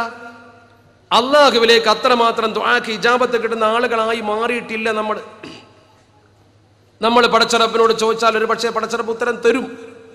പക്ഷെ നമ്മളെക്കാൾ ഏറെ നമുക്ക് ഉത്തരം കിട്ടും ഈ മഹാന്മാരെ സാന്നിധ്യത്തിൽ ദുആ ചെയ്താൽ. കാര്യങ്ങളൊക്കെ നിർവഹിക്കുന്നത് പടച്ചറപ്പ് തന്നെയാണ്, തർക്കം വേണ്ട. പക്ഷെ ഇവരെ മുൻനിർത്തിക്കൊണ്ട് പടച്ചറപ്പിനോട് ചോദിക്കുന്നു. നിങ്ങൾ നോക്ക്, അള്ളാഹുവിന്റെ പരിശുദ്ധ ദീൻ നമ്മളെ പഠിപ്പിക്കുന്ന ഒരു സംഭവം ഇബ്നു തൈമിയ പോലും തന്റെ കലിമത്തു ത്വയ്യിബയിൽ ഉദ്ധരിച്ചൊരു സംഭവം കാണാൻ കഴിയും. ഇബ്നു തൈമിയ ഉദ്ധരിച്ചിട്ടുണ്ട്. ഒരു വേള പുരോഗമനവാദികൾക്ക് താല്പര്യമുള്ള ഇബ്നു തൈമിയ ഉദ്ധരിച്ച വാചകം നോക്ക് നിങ്ങൾ. ഹദ്റത്ത് റിജുലു റജുലിൻ ഇൻദ ഇബ്നു അബ്ബാസ് റളിയല്ലാഹു തആല അൻഹുമാ. ഇബ്നു അബ്ബാസ് റളിയല്ലാഹു തആല അൻഹുമായും ഒരു മനുഷ്യനും ഒരുമിച്ച് ഒരു സ്ഥലത്ത് ഇങ്ങനെ ഇരിക്കുകയാണ്. ഈ സംഭവം ശരിക്കും മനസ്സിലാക്കണം ചെറുപ്പക്കാർ. ഇബ്നു അബ്ബാസ് റളിയല്ലാഹു തആല അൻഹുവും ഒരു മനുഷ്യനും ഒരു സ്ഥലത്ത് ഇരിക്കുന്നു. അങ്ങനെ ഒരു സ്ഥലത്ത് ഇരിക്കുമ്പോൾ ആ മനുഷ്യന്റെ കാലിങ്ങോട്ട് തരിച്ചിട്ട് നമ്മൾ കോച്ചാ വലിക്കാന്നൊക്കെ പറയല്ലോ. ആ മനുഷ്യന്റെ കാൽ വളരെയധികം തരിച്ചിട്ട് ഇങ്ങോട്ട് കോച്ച് വലിച്ചു അനക്കാൻ വയ്യ. ആ മനുഷ്യന്റെ കാൽ അനക്കാൻ കഴിയാതെ അയാൾ ബുദ്ധിമുട്ടി പ്രയാസപ്പെട്ടു നിന്നു. നമ്മൾ ചില സ്ഥലത്ത് ചില മജ്‌ലിസിൽ നിന്നിട്ട് എഴുന്നേൽക്കാൻ വയ്യാതെ കാല് തരിച്ചിട്ട് ഇങ്ങോട്ട് ഇടങ്ങാറാവും. അങ്ങനത്തെ ഒരു സംഭവം ഇബ്നു തൈമിയ ഉദ്ധരിക്കുന്നു. വേറെ ചരിത്ര ഗ്രന്ഥങ്ങളിലുമുണ്ട്. അങ്ങനെ ആ മനുഷ്യന്റെ കാല് തരിച്ച സമയത്ത് ഇബ്നു അബ്ബാസ് റളിയല്ലാഹു തആല അൻഹു ആ മനുഷ്യന് ഉപദേശം കൊടുത്തു. നിനക്കതിൽ നിന്ന് രക്ഷപ്പെടാൻ തൽക്കാലം നീ ഒരു കാര്യം ചെയ്തു. ഉദ്കുർ അഹബ്ബൻ നാസി ഇലൈക. നിനക്ക് ഏറ്റവും ഇഷ്ടമുള്ള ഒരാളെ പേര് പറയാം. നിനക്ക് ഏറ്റവും ഇഷ്ടമുള്ള ആളെ നീ സ്മരിക്ക്. ഫഖാല, അപ്പോൾ ആ മനുഷ്യൻ പറഞ്ഞു, മുഹമ്മദുർ റസൂലുള്ളാഹി സ്വല്ലല്ലാഹു അലൈഹി വസല്ലം. അഷ്റഫുൽ ഖൽഖ് ത്വാഹ തങ്ങളുടെ പേരങ്ങ് പറഞ്ഞു അയാൾ. ഫദഹബ ഖദറുഹു. അയാളുടെ ആ തരിപ്പും കോച്ചിലും അപ്പം തന്നെ പോയി. ആരാ ഉദ്ധരിക്കുന്നത്? ഇബ്നു തൈമിയ. ചരിത്രകാരന്മാർ ഉദ്ധരിക്കുന്ന സംഭവം ആലോചിച്ച് നോക്ക് നിങ്ങൾ. അപ്പൊ ഈ മനുഷ്യൻ അള്ളാഹുവിന്റെ തിരുദൂതരുടെ പേര് പറഞ്ഞപ്പോൾ എങ്ങനെ ഇയാളുടെ ഈ കാലിന്റെ ഈ പ്രവർത്തനം മെച്ചപ്പെട്ടു? അല്ലെങ്കിൽ അയാൾക്ക് വന്ന് ഭവിച്ച ആ ബുദ്ധിമുട്ടി എങ്ങനെ നീങ്ങി? എന്താണ് അതിന്റെ കാരണം? അവിടെയാണ് നമ്മൾ ചിന്തിക്കേണ്ടത്. ആ മനുഷ്യൻ അള്ളാഹുവിന്റെ പരിശുദ്ധ ഹബീബിനെ മുൻനിർത്തിക്കൊണ്ട് പടച്ചറപ്പിനോട് ചോദിച്ചു. അതാണ് അഷ്റഫുൽ ഖൽഖ് മുഹമ്മദ് മുസ്തഫ സ്വല്ലല്ലാഹു അലൈഹി വസല്ലമ തങ്ങളുടെ കഴിവ്, അതല്ലെങ്കിൽ മഹത്തുക്കളുടെ മഹത്വം. മുന്നിൽ പരിശുദ്ധ പ്രവാചകരെ നിർത്തിയപ്പോൾ രക്ഷ ഉണ്ടായി. അതിനകത്ത് തർക്കം. അപ്പൊ നമ്മൾ നമ്മുടെ സഹായിയായി പടച്ചറപ്പ് തന്നെ പോരെ എന്ന് ചോദിക്കുന്ന ആളുകളുണ്ട്. അള്ളാഹുവിന്റെ അടിമക്ക് പടച്ചറപ്പ് മാത്രം പോരെ? അലൈഹിസ്സലാഹു കാഫിർ എന്നല്ല ചോദിക്കാറുള്ളത്.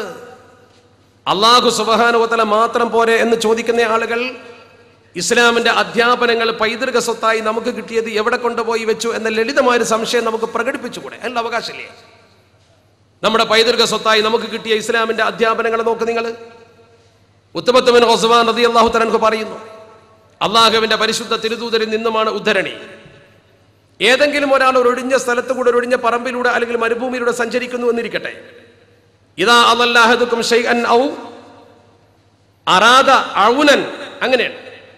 ഏതെങ്കിലും ഒരു മനുഷ്യൻ എന്തെങ്കിലും ഒരു അപകടത്തിൽപ്പെട്ടു, അയാൾക്ക് എന്തെങ്കിലും പഴവ് പറ്റി അല്ലെങ്കിൽ നഷ്ടപ്പെട്ടു പോയി. ഔ അറാദ ഔന, അല്ലെങ്കിൽ അയാൾ എന്തെങ്കിലും ഒരു സഹായം ആഗ്രഹിക്കുന്ന അവസ്ഥയിലേക്ക് വന്നു. അയാൾക്ക് എന്തോ ഒരു സഹായം വേണ്ട ആവശ്യം വന്നു. ആ മനുഷ്യൻ വഹുവ ബി അർദിൻ ലൈസ ബിഹാ അനീസ്. അള്ളാഹുവിന്റെ തിരുദൂതർ പഠിപ്പിക്കുന്ന വഹുവ ബി അർദിൻ, അയാൾ ഒരു പ്രത്യേക ഭൂമിയിലാണ്, വിജനമായൊരു പ്രദേശത്താണ്. ലൈസ ബിഹാ അനീസുൻ, അവന് യാതൊരു സഹായിയും, അവന് നേരം പോക്കിന് അല്ലെങ്കിൽ അവന് ആവശ്യമുള്ള കാര്യം നിർവഹിച്ചു കൊടുക്കാൻ പറ്റിയ ഒരാളുമില്ല. ഏകാന്തനായ ഒരു മരുപ്രദേശത്തുകൂടെ സഞ്ചരിക്കുന്നവൻ അല്ലെങ്കിൽ ഒറ്റപ്പെട്ടു പോയ ഒരു മനുഷ്യൻ കുടുങ്ങിപ്പോയി. എന്നാൽ അള്ളാഹുവിന്റെ തിരുദൂതർ പറയുന്നു, ഫല്യകുൽ യാ ഇബാദുല്ലാഹി അഈനൂനി. ഫല്യകുൽ, അവൻ പറയട്ടെ, യാ ഇബാദുല്ലാഹി അഈനൂനി, അള്ളാഹുവിന്റെ അടിമകളെ നിങ്ങൾ എന്നെ സഹായിക്കുവീൻ എന്നവൻ പറയട്ടെ. അപ്പൊ ചിലപ്പോൾ തോന്നും, ഞാൻ പിന്നീട് പറയാം. എന്നിട്ട് ഹദീദ് പറയുന്നു, ഫ ഇന്നലില്ലാഹി ഇബാദൻ, അള്ളാഹുവിന് ചില അടിമകളുണ്ട്, ലാ തറാഹും, നിങ്ങൾ അവരെ കാണുകയില്ല. അള്ളാഹു സുബ്ഹാനഹു വ തആലയുടെ ചില അടിമകളുണ്ട്, അവരെ നിങ്ങൾ കാണില്ല. വഖദ് ജുർരിബ ദാലിക, എത്രയോ ആളുകൾക്ക് അനുഭവത്തിലൂടെ തെളിയിക്കപ്പെട്ട സംഗതികളൊക്കെയാണ് ഈ പറയുന്നത്. നിങ്ങളൊരു വചനമായ പ്രദേശത്ത് നിങ്ങൾ നിന്ന് പെട്ട് ബുദ്ധിമുട്ടിയാൽ നിങ്ങൾ വിളിച്ചു പറയുക, ഏ ജനങ്ങളെ എന്നെ സഹായിക്കണേ എന്ന് പറയുക. അപ്പൊ ചിലർക്ക് തോന്നും അതിപ്പോ എവിടെ കുടുങ്ങിയാലും വിളിച്ചു പറഞ്ഞാൽ ആരെങ്കിലും വരൂലേ? വിളിച്ചു പറഞ്ഞാൽ എങ്ങനെ വരും? അവിടെ തന്നെ പറഞ്ഞില്ലേ, ലൈസ ബിഹാ അനീസുൻ, ഒരാളോടെ ഇല്ല. ഒരു തരത്തിലും ഒരു സഹായം അവന് എത്തിച്ചു കൊടുക്കാൻ പറ്റിയ ആള് അവിടെ ഇല്ല എന്ന് പറഞ്ഞുകൊണ്ടാ പറയുന്നത്. ആളുണ്ടെങ്കിൽ പിന്നെ വിളിച്ചു പറഞ്ഞാൽ ആള് വരുമെന്ന് ഉറപ്പ്. ഭൗതികമായി നമ്മുടെ ദൃഷ്ടിയിൽ കാണപ്പെടുന്ന ഒരു സഹായം അവിടെ ഇല്ല. ഒരു സഹായം ഇല്ലാത്ത പ്രത്യേക സാഹചര്യത്തിൽ പറയുന്നു, യാ ഇബാദല്ലാഹി അഈനൂനി, യാ ഇബാദല്ലാഹി അഈനൂനി. അങ്ങനെ നമ്മൾ പറഞ്ഞാൽ നമ്മൾ കാണാത്ത ചില ആളുകൾ നമ്മളെ സഹായിക്കാൻ അവിടെ വരുമെന്ന് അഷ്റഫുൽ ഖൽഖ് മുഹമ്മദ് മുസ്തഫ സ്വല്ലല്ലാഹു അലൈഹി വസല്ലം. അപ്പൊ അങ്ങനത്തെ ചില സഹായികൾ പടച്ചറബ് വെച്ചിട്ടുണ്ട്. അത് ഒന്നുകൂടി വ്യാഖ്യാനിച്ചുകൊണ്ട് മറ്റൊരു ഹദീസിൽ പറയുന്നു, ഇന്നലില്ലാഹി മലായികത്തൻ ഫിൽ അർദി, അള്ളാഹുവിന്റെ ചില മലക്കുകൾ ഭൂമുഖത്തുണ്ട്. ശരിക്കും മനസ്സിലാക്കണം, നമ്മൾ ഉദ്ദേശിക്കുന്ന പോലെ ഒന്നല്ല കാര്യങ്ങൾ. അള്ളാഹുവിന്റെ ചില മലക്കുകൾ ഈ ഭൂമുഖത്തുണ്ട്. സിവൽ ഹഫദത്തി, ഹഫദത്തിന്റെ മലക്കുകൾ അല്ലാത്ത മലക്കുകൾ തന്നെ നമ്മളെ കാത്തു രക്ഷിക്കുന്നതിന് വേണ്ടി പടച്ചറബ് പ്രത്യേകം ഹഫദത്തിന്റെ മലക്കുകളെ നിയോഗിച്ചിട്ടുണ്ട്. ആ മലക്കുകൾക്ക് പുറമേ തന്നെ സമൂഹത്തിൽ അള്ളാഹു സുബ്ഹാനഹു വ തആല ചില കാവൽ ഭടന്മാരായ മലക്കുകളെ വിന്യസിച്ചിട്ടുണ്ട്. ആ ഭടന്മാരെ പടച്ചറബ് വിന്യസിച്ചിരിക്കുന്നു. എത്രത്തോളം? യക്തുബൂനമാ യസ്കുതു മിൻ വറഖി ശജർ, ഒരു മരത്തിന്റെ ഇല പൊഴിയുന്നത് പോലും രേഖപ്പെടുത്തി വെക്കാൻ അവർക്ക് കഴിയും എന്ന് പറഞ്ഞാൽ അതിന്റെ അർത്ഥം എന്താ? സസൂക്ഷ്മ നിരീക്ഷണം നടത്തേണ്ടവരെ. ഒരു മരത്തിൽ നിന്ന് ഇല പൊഴിയുന്നത് പോലും അവർക്ക് നോട്ട് ചെയ്യാൻ പറ്റും. ഒരാൾക്ക് എന്തെങ്കിലും ചെറിയ കോട്ടം വരുന്നത് പോലും അവർ ശ്രദ്ധിക്കും.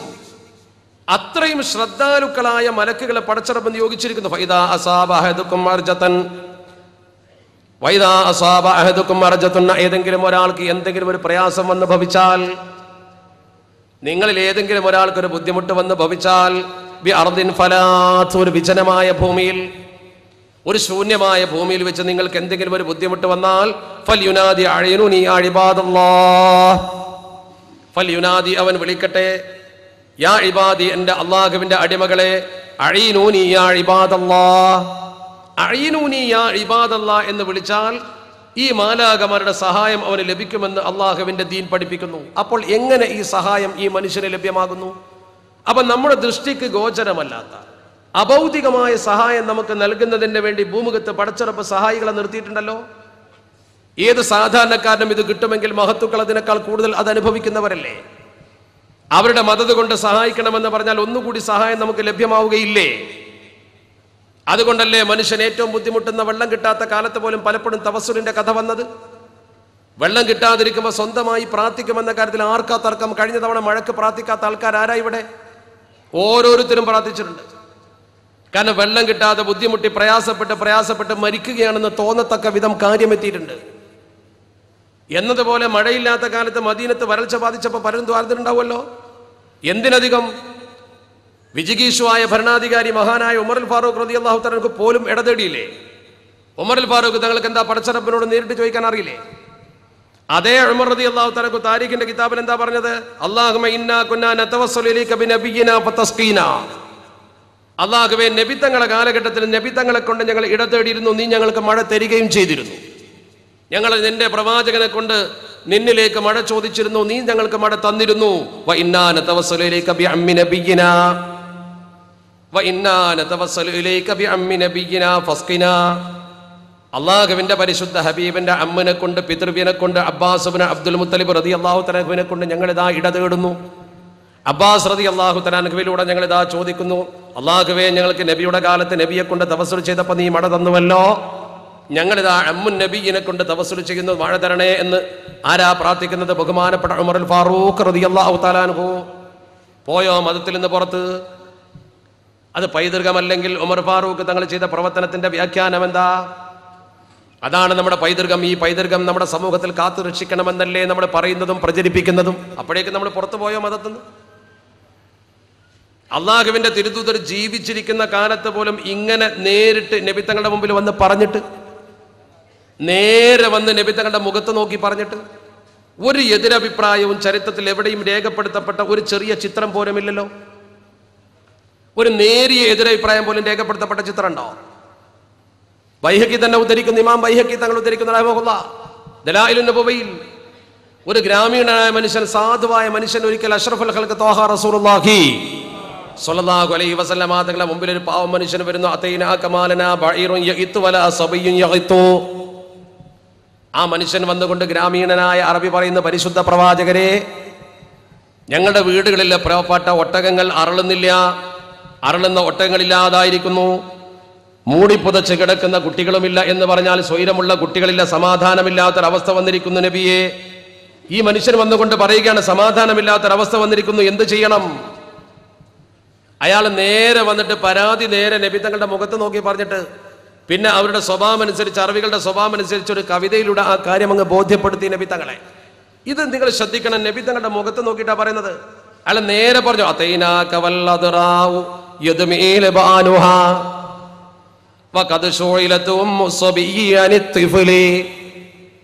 യുവതികളായ ചെറുപ്പക്കാരികളായ സ്ത്രീകളുടെ സ്ഥാനത്തിൽ നിന്നും പാലിന് പകരം പ്രവാചകരെ രക്തമാണല്ലോ ഒഴുകി വരുന്നത്. അവരുടെ സ്ഥലങ്ങൾ ചുരത്തുന്നത് രക്തമാണ് നബിയെ, മഴയില്ലാത്തത് കൊണ്ട്, വരൾച്ച കൊണ്ട്.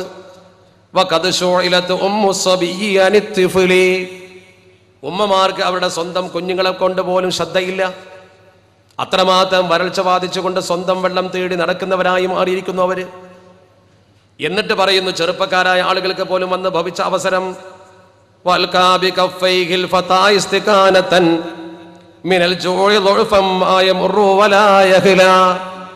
വിശപ്പ് കാരണം എഴുന്നേറ്റ് നിൽക്കുവാനോ ഒന്ന് വിശ്രമിക്കുവാനോ പോലും കഴിയാതെ ചെറുപ്പക്കാർ കൈകുത്തി വീണൊടിഞ്ഞിരിക്കുന്നു.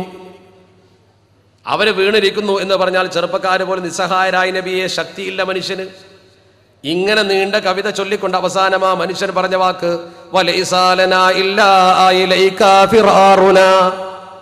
അങ്ങനെ പറയാൻ പാടുണ്ടോ? അങ്ങനെ പറയാമോ?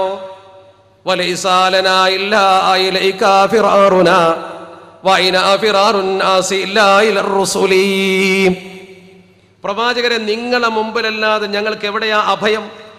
വേറെ ഒരു അഭയ കേന്ദ്രം ഏതാണ് എന്ന് അഷ്റഫുൽ ഖൽഖ് മുത്ത മുഹമ്മദ് മുസ്തഫ സ്വല്ലല്ലാഹു അലൈഹി വസല്ലമ തങ്ങളെ മുഖത്ത് നോക്കി ആരാബി പറയുമ്പോ നബി തങ്ങൾ വിളിച്ചിട്ട് പറയണ്ടേ, പടച്ച റബ്ബല്ലേ അഭയം, അള്ളാഹുവിൽ അഭയം പ്രാപിക്കുക, എന്നിലാണോ നീ അഭയം പ്രാപിക്കുന്നത് എന്ന് പറഞ്ഞോ? ഇല്ല. എന്താ ഇതിന്റെ കാരണം? ആ അയറാബിയുടെ ഉദ്ദേശം പടച്ച റബ്ബിനെ തള്ളിപ്പറയലല്ല. അഷ്റഫുൽ ഖൽഖിന്റെ മുമ്പിൽ ചെന്നിട്ട് ഒരു സങ്കടം പറഞ്ഞാൽ അതിന് നിവൃത്തി ഉണ്ടാവുന്നുള്ള വിശ്വാസം അത് തെറ്റല്ല. അത് നബിയെ പടച്ചവനാക്കലോ നബിയെ അഭൗതികമായ കഴിവിന്റെ ഉടമയാക്കി വല്ലാതെ ഭൂലോകത്ത് ഉയർത്തിവെക്കലോ അല്ല. കഴിവുകളൊക്കെ നബി തങ്ങൾക്ക് പടച്ചറപ്പ് കൊടുത്തിട്ടുണ്ട് എന്ന വിശ്വാസത്തിൽ കൊടുത്തത് ചോദിക്കുകയാണ്. ഞാൻ അള്ളാഹുവിനോട് ചോദിച്ചാൽ അത്രമാത്രമാകില്ല. ഈ പ്രവാചകനോട് ചോദിച്ചാൽ പടച്ചറപ്പിനോട് പ്രവാചകർക്ക് പറഞ്ഞുകൊണ്ട് എന്റെ സങ്കടം തീർക്കാൻ കഴിയും എന്നൊരു സാധു മനുഷ്യന്റെ മനസ്സിന്റെ ഉൾത്തുടിപ്പല്ലേ നമ്മളാ കണ്ടത്. അതൊരു പൈതൃക സ്വത്തായി നമ്മുടെ സമൂഹത്തിൽ രേഖപ്പെടുത്തി വെച്ചിട്ടുണ്ടെങ്കിൽ എന്തിനതിനെ തള്ളണം നമ്മൾ? അതല്ലേ നമ്മൾ ചിന്തിക്കേണ്ടത്. അതിനെന്തിനു നമ്മൾ നിഷേധിക്കണം? ആ പൈതൃകം കാത്തു സൂക്ഷിച്ചുകൊണ്ടൊരു മക്കാമിൽ സിയാറത്തിന് വരികയും മൗലിദിലും ദിക്റിലും നേർച്ചയിലും പങ്കെടുക്കുകയും ചെയ്യുന്ന ആളുകളെ എന്തിനു മതത്തിൽ നിന്ന് പുറത്താക്കണം? പൈതൃകത്തെ നശിപ്പിക്കുന്ന ആളുകളെ കുറിച്ചല്ലേ നമ്മൾ ചിന്തിക്കേണ്ടത്? ഈ മനുഷ്യൻ വന്നപ്പോ നബി തങ്ങൾ എന്താ അതുകൂടി പറയട്ടെ. ഈ മനുഷ്യൻ വന്നിട്ട് നേരെ പറഞ്ഞ വാക്കെന്താ? കുറച്ച് ഗൗരവമുള്ള വാക്കല്ലേ?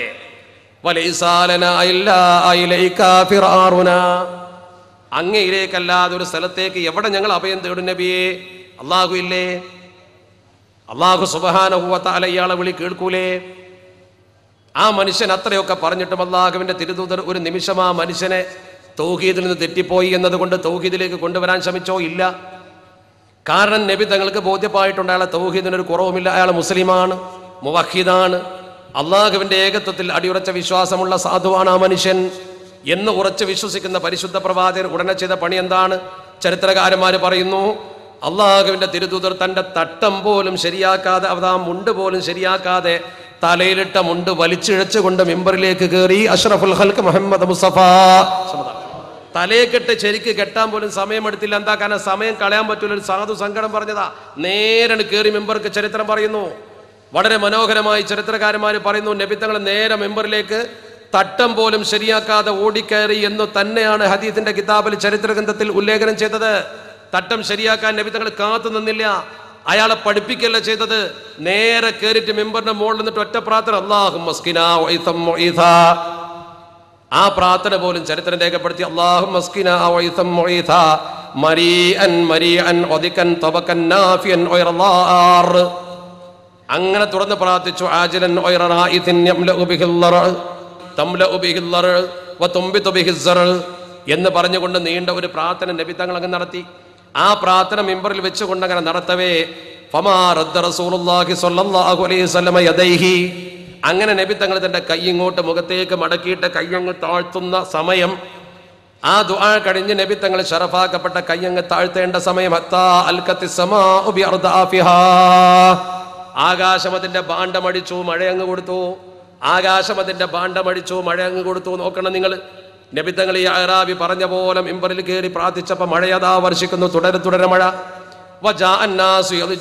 ഉറക്ക, ഇനി ഈ മഴ നീണ്ടു നിന്നാൽ വമ്പിച്ച പ്രളയം വരുമോ എന്ന് ജനങ്ങൾക്കൊരു ഭയം. ആ പ്രളയ ഭീതി കൊണ്ട് ജനങ്ങൾ ഓടി വന്ന് നബിയോട് സങ്കടം പറഞ്ഞപ്പോൾ നബി തങ്ങൾ കൈ വീണ്ടും പൊക്കി, അല്ലാഹുമ്മ ഹവാലൈനാ വലാ അലൈനാ അഷ്റഫുൽ ഖൽഖ് ത്വഹ റസൂലുള്ളാഹി സ്വല്ലല്ലാഹു. സമാന സംഭവങ്ങൾ മദീനത്തെ പള്ളിയിൽ നിരവധിയുണ്ട്. സമാന സംഭവങ്ങൾ അഷ്റഫുൽ ഖൽഖിന്റെ ജീവിതത്തിൽ ഒട്ടേറെയുണ്ട്. ഈ പ്രവർത്തനം അള്ളാഹുവിന്റെ തിരുദൂതർ ചെയ്തപ്പോൾ ആ പ്രവർത്തനം നമ്മൾ കാണേണ്ടത് എങ്ങനെയാ? ഇയാൾ വന്നിട്ട് നിങ്ങളെ അഭയുള്ളൂ എന്ന് പറയുമ്പോൾ തങ്ങളോട് ചെന്നിട്ട്, തങ്ങളെ നിങ്ങൾ എന്തെങ്കിലും ചെയ്തു തരണട്ടോ എന്ന് പറഞ്ഞാൽ ദീനിൽ നിന്ന് പുറത്തു പോയോ? അഷ്റഫുൽ ഖൽഖിനോട് അങ്ങനെ ഒരു വാക്ക് പറഞ്ഞപ്പോൾ അഷ്റഫുൽ ഖൽഖ് ഇജ്ജ് അവിടെ നിൽക്ക്, ആദ്യം നീ പ്രാർത്ഥിക്കേണ്ട രീതി പഠിക്കുന്നു പറഞ്ഞ പോലെ തൗഹീദ് പഠിപ്പിക്കലല്ല ചെയ്തത്. ഇവിടെ ചിലർ ചെയ്യുന്ന പോലെ അതല്ല പൈതൃകം എന്ന് പഠിച്ചൂടെ? ഞാൻ മനസ്സിലാക്കുന്നത് പഠിക്കാന്ന്. അഷ്റഫുൽ ഖൽഖ് മുഹമ്മദ് മുസ്തഫ സ്വല്ലല്ലാഹു അലൈഹി വസല്ലം ഞാൻ മനസ്സിലാക്കുന്നു പൈതൃകം അതാന്ന് നിങ്ങൾക്ക് ബോധ്യപ്പെടുന്നുണ്ടാവുന്ന ഞാൻ ചിന്തിക്കുന്നത്. ഇങ്ങനെ നബി തങ്ങൾ ചെയ്തെങ്കിൽ പിന്നെന്താ നമുക്ക് ചെയ്താൽ? ഇങ്ങനെ ഒരാൾ മമ്പുറത്ത് വന്നിട്ട് സങ്കടം പറയും, എന്തിനാണ് മമ്പുറത്തേക്ക് പോകുന്നത്? നിനക്ക് നേരിട്ട് പഠിച്ചവനോട് ചോദിച്ചൂടെ? നമ്മളെ പള്ളിയിൽ കയറി രണ്ടരക്ക നിസ്കരിച്ചാൽ ദ്വാരുന്ന പോലെ വെറുതെ മമ്പുറത്ത് പോയി കബർ പൂജിക്കണോ എന്ന ചോദ്യം പൈതൃകത്തെ എതിർക്കുന്ന ചോദ്യമാണെന്നും അത് പാരമ്പര്യമല്ലെന്നും പഠിക്കാൻ ഇതിലപ്പുറം എന്ത് വേണം? അവ പറയും മരിച്ചവാദി റസൂലുള്ളാഹി സ്വല്ലല്ലാഹു അലൈഹി വസല്ലമ തങ്ങൾ ജീവിച്ചിരിക്കുന്ന കാലത്ത് ആ മരിച്ചപ്പോഴല്ലോ. മരിച്ചപ്പോൾ ഉദാഹരണം ഞാൻ നേരത്തെ പറഞ്ഞില്ലേ? മരണാനന്തരമുള്ള ഉദാഹരണം അവിടെ ചെന്നുകൊണ്ട് ആയിഷ ബീവി റളിയല്ലാഹു തആല അൻഹ നേരിട്ട് പറഞ്ഞ അനുഭവം പറഞ്ഞില്ലേ?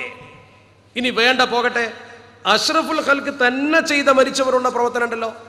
മരിച്ച ആളുകളോട് അല്ലാഹുവിന്റെ തിരുദൂതർ അഷ്റഫുൽ ഖൽഖ് ത്വഹ റസൂലുള്ളാഹി സ്വല്ലല്ലാഹു അലൈഹി വസല്ലമ തങ്ങൾ ചെയ്ത അനുഭവം ഉണ്ടല്ലോ. അതുകൂടി പഠിക്കണ്ടേ നമുക്ക്? നബി തങ്ങൾ തന്നെ ചെയ്തിട്ടുണ്ട്.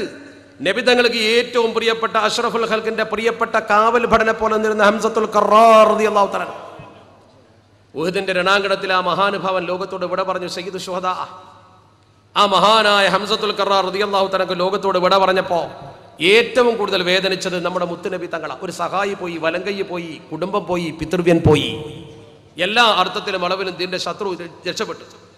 ദീന്റെ ശത്രു വിജയിച്ചു. ചതിയിലാ കൊന്നത്.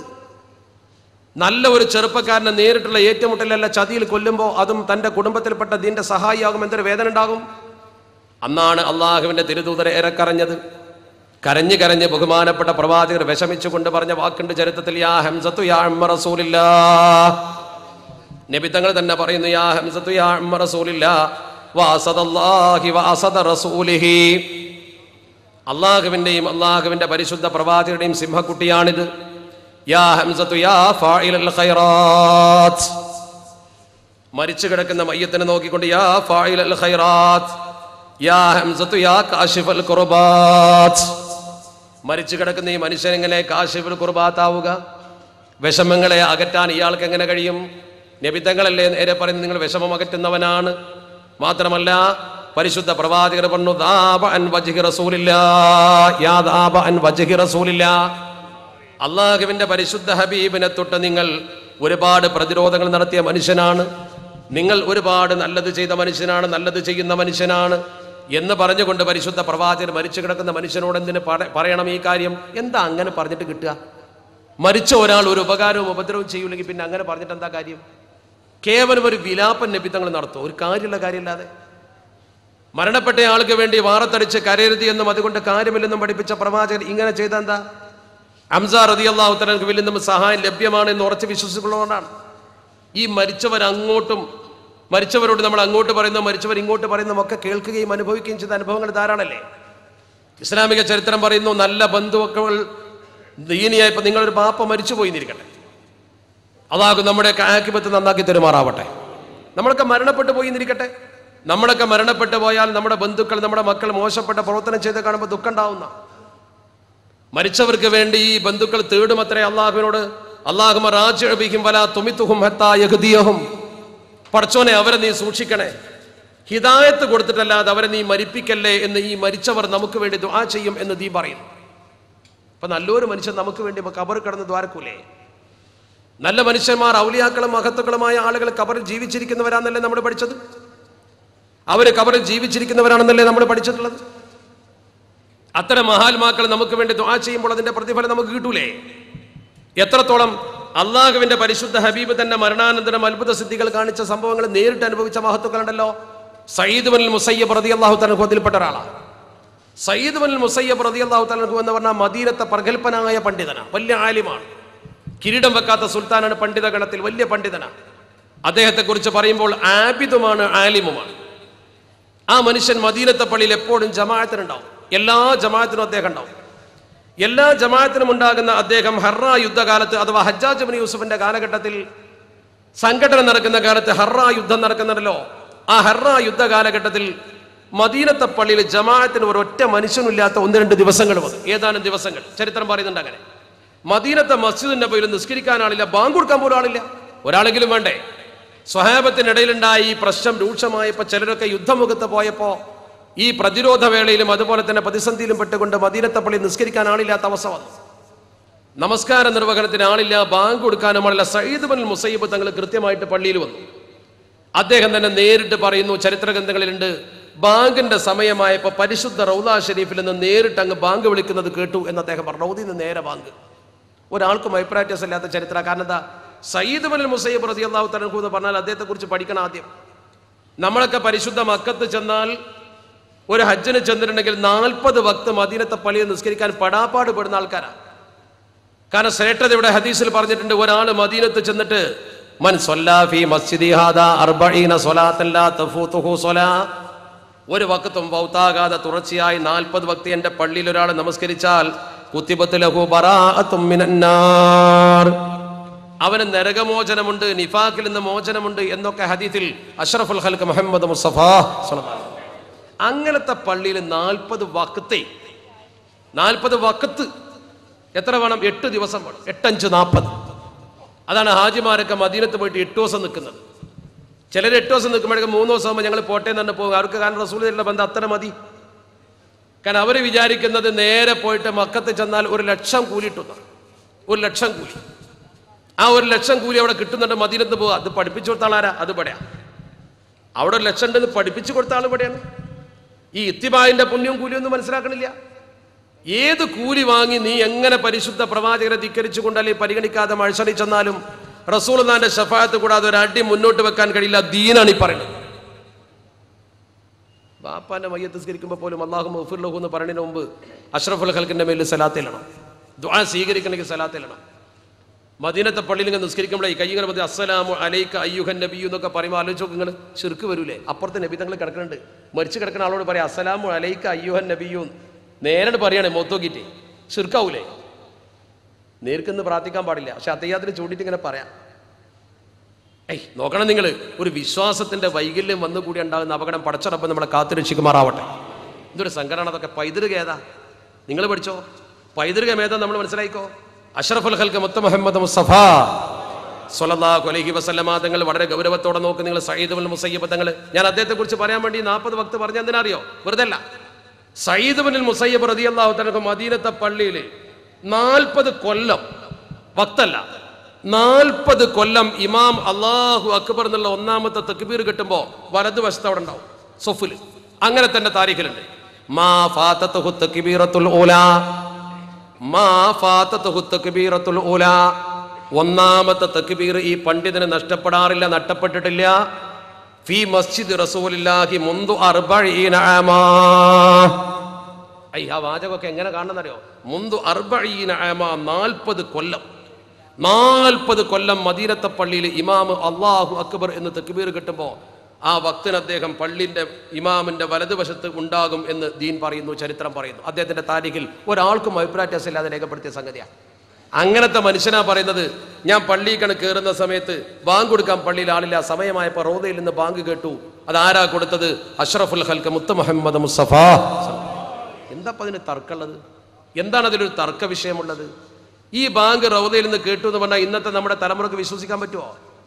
മഹാന്മാർ ഖബറിൽ ജീവിച്ചിരിക്കുന്ന ആളുകളാണ്. അവർ ഖബറിൽ ജീവിച്ചിരിക്കുന്ന ആളുകൾ. എന്താണ് അതിൽ തർക്കമുള്ളത്? ഈ മരണപ്പെട്ട് കിടക്കുന്ന ആളുകളെ സംബന്ധിച്ചുള്ള നമ്മൾ മനസ്സിലാക്കിയിട്ടുള്ളത് അങ്ങനെയാണ്.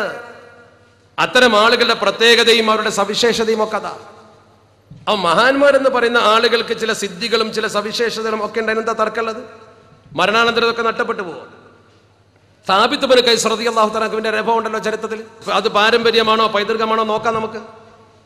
നിങ്ങൾ സാബിത്ത് ഇബ്നു ഖൈസ് റളിയല്ലാഹു തആല അൻഹുവിന്റെ ചരിത്രം പഠിക്കും. അള്ളാഹുവിന്റെ പരിശുദ്ധ ഹബീബിന്റെ ഖതീബ പ്രഭാഷകനാണ്.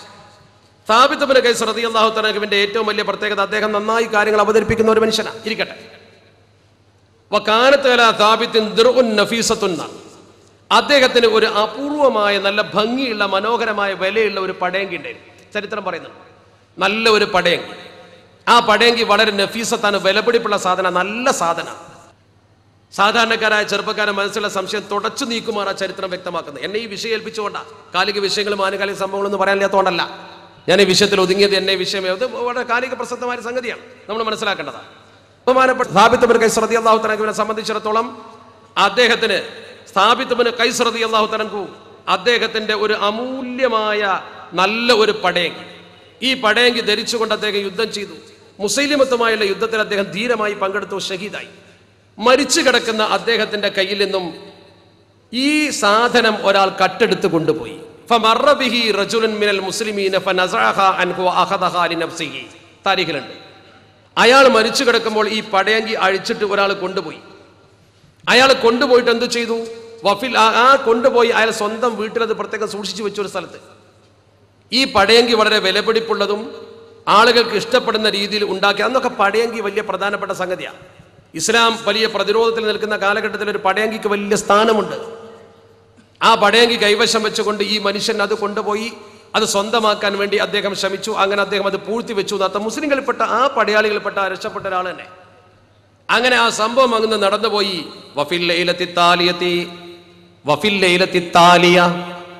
തൊട്ടടുത്ത ദിവസത്തിന്റെ രാത്രി, അഥവാ ഈ മരണം നടന്നില്ല, ഇസ്തിഷാദിഹി, മഹാനായ സാബിത്ത് ഇബ്നു ഖൈസ് റളിയല്ലാഹു തആല അൻഹു മരണപ്പെട്ടതിന്റെ പിറ്റേ ദിവസം, തൊട്ടടുത്ത ദിവസം, അന്ന് രാത്രി റജുലുൻ മിനൽ മുസ്ലിമീൻ ഫീ മനാമിഹി, മുസ്ലിമീങ്ങളിൽപ്പെട്ട ഒരു മനുഷ്യൻ സാബിത്ത് ഇബ്നു ഖൈസ് റളിയല്ലാഹു തആല അൻഹുവിനെ സ്വപ്നത്തിൽ കാണുന്നു.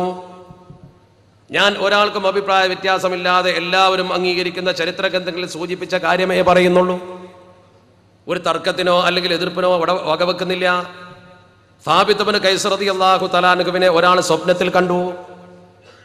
ഒരു സ്വഹാബി സ്വപ്നത്തിൽ കണ്ടപ്പോൾ സാബിത്ത് ഇബ്നു ഖൈസ് റളിയല്ലാഹു തആല അൻഹു ആ മനുഷ്യനോട് സ്വപ്നത്തിൽ പറഞ്ഞു, ഞാൻ നിന്നോട് ഒരു പ്രധാനപ്പെട്ട കാര്യം പറയുകയാണ്, ഞാൻ നിന്നോട് ഒരു പ്രധാനപ്പെട്ട വിഷയം പറയുകയാണ്. അതങ്ങ് പറഞ്ഞിട്ടപ്പോൾ സിഫത്തുഹു കഥാ വകഥാ, ഇന്നാലിന്ന മനുഷ്യൻ, ഒരു മനുഷ്യന്റെ വിവരം ശരിക്കും പറഞ്ഞു. ഇന്നാലിന്ന രൂപത്തിലൊരു മനുഷ്യൻ.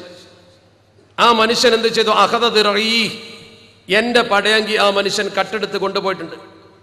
വമലാബിഹി, അതുമായി അവൻ പോയി. വവളഹ തഅത കിദ്റൻ ലഹു, അവന്റെ വീട്ടിന്റെ ഉള്ളിൽ ഇന്നാലിന്ന സ്ഥലത്ത് ഒരു പാത്രത്തിലിട്ട് അത് മൂടി വെച്ചിട്ടുണ്ട്. പറഞ്ഞു കൊടുക്കണം. ഇങ്ങനെ തന്നെ താരീഖുണ്ട്. അവന്റെ വീട്ടിൽ ഇന്നാലിന്ന സ്ഥലത്ത് ഒരു പാത്രത്തിലിട്ട് അത് മൂടി വെച്ചിട്ടുണ്ട്. ശരിക്കും പറഞ്ഞു കൊടുക്കുക. അങ്ങനെ ഒരു പാത്രത്തിൽ മൂടി വെച്ചിട്ടുണ്ട് എന്ന് പറഞ്ഞപ്പോൾ സാബിത്ത് ഇബ്നു ഖൈസ് തങ്ങൾ തന്നെ സ്വപ്നത്തിൽ പറഞ്ഞു കൊടുക്കുകയാണ്, ഫഅതി ഖാലിദ് ഇബ്നുൽ വലീദ്, നീ ഖാലിദ് ഇബ്നുൽ വലീദിനോട് പോയിട്ട് വിവരം പറഞ്ഞാൽ മതി, നീ ഒന്നും ചെയ്യണ്ട. നീ പോയിട്ട് ഖാലിദ് ഇബ്നുൽ വലീദ് റളിയല്ലാഹു തആല അൻഹുവിനോട് വിവരം പറ. ഖാലിദ് റളിയല്ലാഹു തആല അൻഹുവിന്റെ അടുത്ത് ചെന്നിട്ട്, ഇങ്ങനെ ഒരാൾ ഇത് കട്ടെടുത്ത് കൊണ്ടുപോയി വീട്ടിൽ വെച്ചിട്ടുണ്ട്, അവൻ ഇന്നാലിന്ന ആളാണെന്ന് ശരിക്കാൻ രൂപമാണ് പറഞ്ഞു കൊടുത്തു. വ്യക്തമായ മനുഷ്യനെ മനസ്സിലാക്കി കൊടുത്തു. മനസ്സിലാക്കിയപ്പോൾ ഇയാൾക്ക് മനസ്സിലായി. അങ്ങനെ ഫഖതി ഖാലിദ് ഇബ്നുൽ വലീദ്, ഈ മനുഷ്യൻ പിറ്റേ ദിവസം ഖാലിദ് റളിയല്ലാഹു തആലയുടെ അടുത്ത് വന്നു. ഫഅഖ്ബറഹു മാ റഅ, സ്വപ്നത്തിൽ കണ്ട വിഷയങ്ങളൊക്കെ ഖാലിദ് റളിയല്ലാഹു തആല അൻഹുവിനോട് പറഞ്ഞു കൊടുത്തു. ഫബഅത ഖാലിദുൻ മൻ യുഖ്ദിറു ദിർഅ മിൻ ഇൻദി ആഖിദിഹാ, ഫബഅത ഖാലിദുൻ, ഖാലിദ് റളിയല്ലാഹു തആല അൻഹു പറഞ്ഞയച്ചു. മഹാനായ ഖാലിദ് റളിയല്ലാഹു തആല അൻഹു അയച്ചു. ആരെ അയച്ചു? മൻ യുഖ്ദിറു ദിർഅ മിൻ ഇൻദി ആഖിദിഹാ, ഇത് കട്ടെടുത്ത് കൊണ്ടുപോയി സൂക്ഷിച്ചു വെച്ചവന്റെ കയ്യിൽ നിന്നും അത് പിടിച്ചു കൊണ്ടുവരാൻ പറ്റിയ ഒരാളെ ഖാലിദ് റളിയല്ലാഹു തആല അൻഹു പറഞ്ഞയച്ചു. ഫവജദഹാ, അവിടെ ചെന്നപ്പോൾ ആ സാധനം കാണാൻ കഴിഞ്ഞു. ഫി മകാനിഹാ, ആ പറഞ്ഞ അതേ സ്ഥലത്ത് തന്നെ ഉണ്ട്. വജാഅ ബിഹാ കമാ ഹിയ, ഏതുപോലെ അതുണ്ടായിരുന്നോ അതുപോലെ തന്നെ തൊണ്ടി സഹിതം എടുത്തുകൊണ്ട് അന്ന് ഹാജരാക്കി എന്ന് ചരിത്രം പറയുന്നു. എങ്ങനെയാണ് സാബിത്ത് ഇബ്നു ഖൈസ് റളിയല്ലാഹു തആല അൻഹുവിന് മരിച്ചു കിടക്കുന്ന കബറിൽ നിന്ന് ഈ സംഭവം കാണാൻ കഴിഞ്ഞത്? എങ്ങനെ സാബിത്ത് റളിയല്ലാഹു തആല അൻഹു ഈ വിഷയം സുഹൃത്തിനോട് സ്വപ്നത്തിൽ പറഞ്ഞത്? ആ മരിച്ചു കിടന്നാൽ എല്ലാം കഴിഞ്ഞു പോയോ? മരിച്ചു കഴിഞ്ഞാൽ എല്ലാ വിഷയവും പൂർത്തിയായോ? മരണത്തോടുകൂടി ഈ ഭൗതിക ലോകത്ത് നീങ്ങി എന്നല്ലാതെ അവന്റെ ആത്മീയമായ ലോകത്ത് അവനില്ലേ? നമ്മൾ ഈ ചെയ്യുന്നതും പറയുന്നതും ഒന്നും മഹാൻ അറിയുന്നില്ല എന്നാണോ നിങ്ങൾ കരുതുന്നത്? തികച്ചും അത് നിരീക്ഷിക്കുകയും നമ്മളെക്കുറിച്ച് ഒരു പക്ഷേ തൃപ്തിപ്പെടുകയും ചെയ്യുന്നുണ്ടാകും. അള്ളാഹു തൃപ്തിപ്പെടുന്ന ഈ ഭാഗത്തിൽ നമ്മൾ പെടുത്തി തരുമാറാവട്ടെ. വെറുതെ നല്ല ഈ സഞ്ചയം ഇവിടെ ഇരിക്കുന്നത്, വെറുതെ നല്ല നമ്മൾ ഇതിനു വേണ്ടി മെനക്കെടുന്നത്, വെറുതെയല്ല പല ഭാഗത്തുനിന്നും ആയിരങ്ങൾ ഇങ്ങോട്ട് ഒഴുകിയെത്തുന്നത്. അതൊന്നും തടയാൻ സമൂഹത്തിൽ ഇത്തരം ദുഷ്പ്രചരണങ്ങൾക്ക് ഇന്നേ വരെ സാധിക്കാത്തത് എന്തുകൊണ്ടാ? നമ്മളെ പ്രചരണത്തിന്റെയോ പ്രസംഗത്തിന്റെയോ മിടുക്കൊണ്ടൊന്നുമല്ല. അങ്ങനെയൊന്നും തെറ്റിദ്ധരിക്കണ്ട. മറിച്ച് സത്യമല്ലാത്തതിന് പടച്ച റബ്ബ് ഈ മഹത്തുക്കളെ കൊണ്ട് തന്നെ തടഞ്ഞു നിർത്തുകയാണ്. ഇവരൊക്കെ മഹത്വം കൊണ്ടാണ് നമ്മളിപ്പോൾ ഇവിടെ മനോഹരമായി ജീവിക്കുന്നതിന് അതും കൂടി മനസ്സിലാക്കണം. ഈ മഹത്തുക്കളോടൊക്കെ വല്ലാതെ അനാദരവ് കാണിച്ചാൽ ഇതിലപ്പുറം ഉണ്ടാവും. ഇപ്പൊ ഇതിലും വലിയ മഹത്തുക്കളൊക്കെ മറിഞ്ഞു കിടക്കുന്ന മണ്ണിൽ എന്തൊക്കെ കലാപങ്ങളും പ്രശ്നങ്ങളൊക്കെ ഉണ്ടായി ഇപ്പോൾ ലോകത്ത്. ഇപ്പൊ സിറിയയുടെ മണ്ണിൽ ഡമസ്കസ് എന്ന് പറയുന്ന ഡമസ്കസിന്റെ ഒക്കെ പ്രത്യേകത നിങ്ങൾക്കറിയാം. 20 കൊല്ലം മുആവിയത്ത് ബിൻ അബി സുഫിയാൻ ഗവർണറും 20 കൊല്ലം മുആവിയത്ത് ബിൻ അബി സുഫിയാൻ അതേ വ്യക്തി തന്നെ ഖലീഫയുമായി വാണ നാടാ ഡമസ്കസ്. എന്താണ് നാടിന്റെ ഒക്കെ പ്രത്യേകത? ഈസാ നബി അലൈഹി സ്വലാത്തു വസ്സലാം ഇറങ്ങി വരുന്ന അസത്യത്തിനെതിരെ സമൂഹത്തെ ബോധവൽക്കരിക്കാൻ വേണ്ടി ഈസാ നബി അലൈഹി സ്വലാത്തു വസ്സലാം ഇറങ്ങി വരുന്ന ഡമസ്കസിലെ പള്ളിയുള്ള സ്ഥലം. ലോക ചരിത്രത്തിൽ ഏറ്റവും കൂടുതൽ അറിയപ്പെട്ട മഹാനായ ഉമർ ബിൻ അബ്ദുൽ അസീസ് എന്ന 2ാം ഉമർ ചരിത്രത്തിൽ ഭരണത്തിന്റെ സാരഥ്യം വഹിച്ച മണ്ണ്. അവിടെ മുസ്ലിങ്ങൾ കൊമ്പ് കോർക്കുക കൂട്ടരെ തമ്മിൽ തല്ലിയാണ്. എന്തേ കാരണം? മുസ്ലിം സമൂഹത്തിന് അവരെ കുറിച്ചുള്ള വില അറിയില്ല. അവിടെ നടക്കുന്ന അപകടത്തെക്കുറിച്ച് എന്റെ വിഷയം അതായിരുന്നുവെങ്കിൽ വിശദീകരിക്കാമെന്ന് ഞാനിപ്പോൾ അങ്ങോട്ട് പോകുന്നില്ല. അള്ളാഹു അത്തരം അബദ്ധത്തൊക്കെ നമ്മളെ കാത്തുരക്ഷിക്കുമാറാവട്ടെ. അപ്പൊ ചുരുക്കത്തിൽ ഖബറിലേക്ക് ഒരാൾ പോയി എന്ന് പറഞ്ഞാൽ ബാപ്പ പോയി അല്ലെ ഉമ്മ പോയി എന്നാൽ എല്ലാം കഴിഞ്ഞു എന്നല്ല അതിന്റെ അർത്ഥം. നമ്മുടെ മക്കളൊക്കെ ഏതെങ്കിലും വെള്ളിയാഴ്ചയോ അല്ലെങ്കിൽ ഏതെങ്കിലും സമയത്തോ മാമിൻ അഹദിൻ യമറു ബി ഖബരി അഖീഹിൽ മുഅ്മിൻ, എന്താണ് ആ ഹദീസിലൊക്കെ മുത്തുനബി തങ്ങൾ നമ്മളെ പഠിപ്പിച്ചത്? മാമിൻ അഹദിൻ യമറു ബി ഖബരി അഖീഹിൽ മുഅ്മിൻ, ഒരു മുഅ്മിനായ മനുഷ്യന്റെ ഖബറിന്റെ സമീപത്ത് കൂടി ഒരുത്തനും നടന്നു പോകില്ല. കാന യഅരിഫുഹു ഫി ദുനിയാ, ദുനിയാവിൽ വെച്ച് ആ മനുഷ്യനെ നിങ്ങൾ അറിയുമായിരുന്നുവെങ്കിൽ ഫയുസല്ലിമു അലൈഹി, ആ അറിയുന്ന മനുഷ്യനോട് നിങ്ങളെങ്ങാനും സലാം പറഞ്ഞാൽ ഇല്ലാ അറഫഹു വറദ്ദ അലൈഹി സലാം, ആ മനുഷ്യൻ തിരിച്ചറിഞ്ഞുകൊണ്ട് ആരാണോ എനിക്ക് സലാം പറഞ്ഞത് അത് തിരിച്ചറിഞ്ഞുകൊണ്ട് അയാൾ സലാം അടക്കുമെന്ന് അഷ്റഫുൽ ഖൽഖ് മുഹമ്മദ് മുസ്തഫ സ്വല്ലല്ലാഹു അലൈഹി വസല്ലം. തിരിച്ചറിഞ്ഞിട്ട് സലാം. നിങ്ങളെ ബാപ്പാന്റെ അടുത്ത് നിങ്ങൾ പോയാൽ ബാപ്പ തിരിച്ചറിയും, ഉറപ്പാ. നിങ്ങളെ ഉസ്താദിന്റെ അടുത്ത് നിങ്ങൾ പോയാൽ ഉസ്താദ് തിരിച്ചറിയും. ഒരാളടുത്ത് നമ്മൾ ചെന്ന് പറഞ്ഞാൽ തിരിച്ചറിയും, ഉറപ്പെ. ഖബറിൽ കിടന്നാൽ കഴിഞ്ഞു. ഒരാള് ഒരിക്കൽ ഖബറും അങ്ങനെ ചാരിയിരുന്നു വലിയ ആളായിട്ട്. അത് അള്ളാഹുവിന്റെ തിരുത്തുതിർ കണ്ടു. നബി തങ്ങളെ കാലഘട്ടത്തിലാ ഒറ്റ വാക്ക ഇൻസിൽ അനിൽ ഖബർ, ഇറങ്ങ് ഖബർ വന്നിട്ട് ഇറങ്ങ്. നബി തങ്ങൾ പറയാണ്, ഖബർ വന്നുകൊണ്ട് ഇറങ്ങ്. ലാ തുഅദി സാഹിബൽ ഖബർ, ആ ഖബറിന്റെ ഉടമയെ നീ വേദനാക്കല്ലേ, ആ ഖബറിന്റെ ഉടമയെ നീ വേദനയാക്കല്ലേ. അഷ്റഫുൽ ഖൽഖ് മുഹമ്മദ് മുസ്തഫ സ്വല്ലല്ലാഹു അലൈഹി വസല്ലം. മരിച്ചെന്നോ മണ്ണടഞ്ഞ ആൾക്ക് എന്ത് വേദന? അങ്ങനെ ചോദിക്കുന്ന ആൾക്കാർക്ക് എന്തിനാ നബി? അപ്പൊ നബി തങ്ങൾക്ക് എന്താ പൈതൃകം? നബി തങ്ങൾക്ക് ഇത് അറിയില്ലേ? അറിയാത്തോടെ നബി തങ്ങൾ പറഞ്ഞതാ. എന്താണ് ഇപ്പൊ ഇതിന്റെ അർത്ഥം? അതിനൊക്കെ നിഷേധിക്കാൻ നമ്മുടെ മനസ്സ് വളരുക എന്ന് പറയുമ്പോൾ നേരത്തെ പറഞ്ഞ പോലെ നമുക്ക് എന്തോ കുറച്ച് പുരോഗതി ഉണ്ട് നമുക്ക് തോന്നലല്ലേ? ആ പുരോഗതിയുടെ തോന്നലാണ് കറാമത്തുകളെ നിഷേധിക്കുന്നത്. അതാണ് പൂർവീക സമൂഹത്തിന്റെ മഹത്വത്തെ നിഷേധിക്കുന്നത്. അതൊന്നും ഒരു ശരിയായ നടപടിക്രമമല്ലല്ലോ. ഇപ്പൊ കറാമത്തുകളെ കുറിച്ച് ഞാൻ പറയാതിരിക്കുന്നത് കറാമത്തുകളുടെ എമ്പാടും എപ്പോഴും പറയുന്നുണ്ടാ. കറാമത്തുകളെ കുറിച്ച് നമ്മൾ വിശദീകരിക്കേണ്ട ആവശ്യമില്ല. കറാമത്തുകൾ എന്ന് പറയുമ്പോൾ ഈ അത്ഭുത സിദ്ധികളല്ല മഹത്തുക്കളുടെ മഹത്വത്തിന്റെ മാനദണ്ഡം, അത് വേറെയാ. അത്ഭുത സിദ്ധികളെ ജീവിച്ചിരിക്കുന്ന കാലഘട്ടത്തിൽ കണ്ട അനുഭവങ്ങൾ തന്നെ സ്വഹാബത്ത് നേരിട്ട് ഉദ്ധരിച്ച സംഭവങ്ങളില്ലേ? നേരെ കേട്ടുകേൾവിയൊന്നുമല്ലല്ലോ. കേട്ടുകേൾവിയല്ല എന്നതിന്റെ തെളിവ് പിന്നെ അവരെ കുറിച്ച് ചിലർ പറയുന്നതാ. ജീവിച്ചിരിക്കുമ്പോൾ ഏറ്റവും ഒറ്റ ഉദാഹരണം ഞാൻ പറയാം. അബൂ മുസ്ലിം അൽ ഖവലാനിയെ കുറിച്ച് നമുക്കറിയാലോ. അദ്ദേഹം കള്ളപ്രവാചകനായ അസ്വദുൽ അൻസി എന്ന് പറയുന്ന ആ മനുഷ്യന്റെ കാലഘട്ടത്തിൽ ജീവിച്ച ആളാ. ചരിത്രകാരന്മാര് പറയുന്നു കള്ളപ്രവാചകനായ അസ്വദുൽ അൻസി ബഹുമാനപ്പെട്ട അബൂ മുസ്ലിം അൽ ഖവലാനിയെ തീയിലിട്ട് ശിക്ഷിക്കാൻ തീരുമാനിച്ചു. കാരണം അവനെ പ്രവാചകനായി അംഗീകരിച്ചില്ല എന്നുള്ള കുറ്റ. അവനെ പ്രവാചകനായി അംഗീകരിക്കാത്തത് കൊണ്ട് അദ്ദേഹത്തെ തീയിലിട്ട് ചുട്ടുകരിക്കാൻ ഏർപ്പാടാക്കി. അങ്ങനെ അദ്ദേഹത്തെ ചുട്ടുകരിക്കാൻ വേണ്ടി ഇബ്രാഹിം നബി അലൈഹി സ്വലാത്തു വസ്സലാമിനെ തീയിലിട്ട പോലെ വമ്പിച്ച തീയിന്റെ കുണ്ടാരം കൊണ്ടുവന്നു, വിറക് കൂട്ടി തീ കത്തിച്ചു, തീയിലിട്ടു, അദ്ദേഹത്തെ വലിച്ചങ്ങോട്ടിട്ടു. പക്ഷേ ആ കള്ളപ്രവാചകനായ അസ്വദ് കണ്ട കാഴ്ച എന്താണ്? അവന്റെ കൂട്ടുകാർ അവൻ നബിയാണെന്ന് ഉറച്ചു വിശ്വസിച്ചുകൊണ്ട് അവന് അംഗീകാരം കൊടുക്കാത്ത മനുഷ്യനെ വലിച്ചെറിഞ്ഞപ്പോൾ സംഭവിച്ചത് എന്താണ്? ആ തീയിലേക്ക് വലിച്ചെറിഞ്ഞ മനുഷ്യൻ തീയിൽ നിന്നുകൊണ്ട് 2 റക്അത്ത് നമസ്കരിക്കുന്ന കാഴ്ച കണ്ടു. അദ്ദേഹം ഇങ്ങനെ നമസ്കരിക്കുകയാണ്. അത്ഭുതമല്ലേ അത്? തീ ഇങ്ങനെ കത്തുന്നു, തീയിന്റെ നടുക്ക് ഒരു മനുഷ്യൻ ഇങ്ങനെ നമസ്കരിക്കുന്നു. ഇത് താരീഖല്ലേ? അങ്ങനെ ഒരു സംഭവം നടന്നു എന്ന് ചരിത്രം പറയുന്നു എന്ന് മാത്രമല്ല, അതേ സംഭവം പിന്നീട് ആവർത്തിക്കുന്ന മഹാനായ ഉമറുൽ ഫാറൂഖ് റളിയല്ലാഹു തആല അൻഹുവിന്റെ കാലഘട്ടത്തിൽ. ഉമർ റളിയല്ലാഹു തആല അൻഹു ജീവിച്ചിരിക്കുമ്പോൾ ഈ മനുഷ്യൻ ഇങ്ങനെ വരുന്നു മദീനയിലേക്ക്. ഈ മനുഷ്യൻ ഇങ്ങനെ വരുന്നു. അബൂ മുസ്ലിം, ബഹുമാനപ്പെട്ട അബൂ മുസ്ലിം ഇങ്ങനെ കടന്നു വരുന്നു റളിയല്ലാഹു തആല അൻഹു. അദ്ദേഹം ഇങ്ങനെ കടന്നു വരുമ്പോൾ ഉമറുൽ ഫാറൂഖ് തങ്ങൾ പറയുന്നു, സിദ്ദീഖുൽ അക്ബർ തങ്ങളുടെ സാന്നിധ്യത്തിൽ പറയുന്നു, അൽഹംദുലില്ലാഹ്, അള്ളാഹുവിന്റെ സ്തുതി. ആ മനുഷ്യനെ കണ്ടപ്പോൾ തന്നെ പടച്ചവന് സ്തുതി. എന്താ അങ്ങനെ പറയാൻ കാരണം? അബൂ മുസ്ലിമിനെ കണ്ട ഉടനെ തന്നെ ബഹുമാനപ്പെട്ടവർ പറയുന്നു അൽഹംദുലില്ലാഹ് ഉമറുൽ ഫാറൂഖ് തങ്ങൾ. എന്താ പറയാൻ കാരണം? അല്ലദീ ലം യുംതിനി ഹത്താ അറാ മിൻ ഉമ്മത്തി മുഹമ്മദിൻ സ്വല്ലല്ലാഹു അലൈഹി വസല്ലം, ഈ ഉമ്മത്ത് മുഹമ്മദിൽപ്പെട്ട ഒരു മനുഷ്യനെ കാണാൻ എനിക്ക് പടച്ചറപ്പ് ദീർഘായുസ് തന്നല്ലോ. എന്താണ് ആ മനുഷ്യന്റെ പ്രത്യേകത? മം ഫുഇല ബിഹി കമാ ഫുഇല ബി ഇബ്രാഹീമ ഖലീലില്ലാഹ്, ഇബ്രാഹിം നബിയെ ചെയ്ത പോലെ ഈ ഉമ്മത്തിൽപ്പെട്ട ഒരു മനുഷ്യനെ ചെയ്തു. ഇബ്രാഹിം നബി രക്ഷപ്പെട്ട പോലെ ആ മനുഷ്യൻ രക്ഷപ്പെട്ടു. ആ മനുഷ്യനെ ഞാൻ കണ്ണുകൊണ്ട് ഇതാ കാണുന്നു. പടച്ചവനെ, ഇയാളെ എൻ്റെ 2 കണ്ണുകൊണ്ട് കാണുവോളം എനിക്ക് നീ ദീർഘായുസ് തന്നല്ലോ, അൽഹംദുലില്ലാഹ്. അപ്പൊ ആ സംഭവത്തിന്റെ സാക്ഷ്യമായില്ലേ അത്? ഉമർ റളിയല്ലാഹു തആല ആ മനുഷ്യനെ കണ്ടു. ഇബ്രാഹിം നബിയെ തീയിലിട്ട പോലെ തീയിലിട്ട ആ മനുഷ്യനെ, രക്ഷപ്പെട്ടുകൊണ്ട് കടന്നു വരുന്ന മനുഷ്യനെ കണ്ടു. എന്താ ഇവിടെ സംഭവിച്ചത്? ബർക്കത്താണത്, അല്ലെങ്കിൽ കറാമത്താണത്, അല്ലെങ്കിൽ മുഅ്ജിസത്താണത്. അത് അത്ഭുത സിദ്ധിയ. അത് മഹാന്മാർ എന്ത് ചെയ്യുന്നു എന്ന് നമുക്ക് പറഞ്ഞാൽ പറ്റൂല. അവർ ചെയ്യുന്ന പ്രവർത്തനത്തെ കുറിച്ച് നമുക്ക് ചിന്തിക്കാനും പറ്റൂല. ഇതൊക്കെ വിശ്വസിച്ചവരാണ് പൂർവികർ. അബൂ ഹുറൈറ റളിയല്ലാഹു തആല എത്ര ഹദീസുകൾ റിപ്പോർട്ട് ചെയ്തു? ഒരു ഹദീസ് പഠിച്ചാൽ മനപ്പാടാവാത്ത മനുഷ്യനെന്നല്ലോ. ഒറ്റ ഹദീസ് പഠിച്ചാൽ മനസ്സിലാക്കൂല, മറന്നിങ്ങനെ പോകും, പഠിക്കുന്തോറും മറന്നിങ്ങനെ പോകും. അവസാനം അള്ളാഹുവിന്റെ പരിശുദ്ധ ഹബീബ് അഷ്റഫുൽ ഖൽഖ് മുഹമ്മദ് മുസ്തഫ സ്വല്ലല്ലാഹു അലൈഹി വസല്ലമ തങ്ങളെ മുമ്പ് എന്നിട്ട് പരാതി പറഞ്ഞു, നബിയെ, ഇന്നി അസ്മഉ മിൻക ഹദീസൻ കസീറാ, അള്ളാഹുവിന്റെ തിരുദൂതരെ, ഞാൻ അങ്ങയിൽ നിന്നും ഒരുപാട് ഹദീസ് കേൾക്കുന്നുണ്ട്. നബിയെ, ഞാൻ അങ്ങയുടെ കയ്യിൽ നിന്നും ഒരുപാട് ഹദീസ് കേൾക്കുന്നുണ്ട്. ഈ ഹദീസുകളൊക്കെ ഞാൻ കേൾക്കുമ്പോഴും അള്ളാഹുവിന്റെ പരിശുദ്ധ തിരുദൂതരെ, വലാകിൻ ഉഹിബ്ബു ലാ അൻസാ, മറന്നു പോകാതിരിക്കാൻ എന്തെങ്കിലും ഒരു വഴി എനിക്ക് പറഞ്ഞു തരണേ. ഞാനൊക്കെ മറന്നു പോകുന്നു, എനിക്ക് ഓർമ്മശക്തി കുറവാണ്, മറവിക്കെതിരെ എന്തെങ്കിലും ഒന്ന് പറഞ്ഞു തരണേ. അള്ളാഹുവിന്റെ വിശുദ്ധ തിരുദൂതർ പറയുന്ന വാചകം നോക്കണം നിങ്ങൾ. നബി തങ്ങൾ ആദ്യമായി ചോദിക്കുന്ന ചോദ്യം, നിനക്ക് മുണ്ട് കയ്യിലുണ്ടോ? ഉബ്സുത് റിദാഅക, മുണ്ടിങ്ങോട്ട് വിരിക്ക്, നീ നിന്റെ മുണ്ടിങ്ങോട്ട് വിരിക്ക്. എന്താണ് മറവിക്ക് ചികിത്സ? മുണ്ടോ? അബൂ ഹുറൈറ തങ്ങൾ ചോദിച്ചില്ല, മുണ്ടിങ്ങോട്ട് വിരിച്ചു കൊടുത്തു.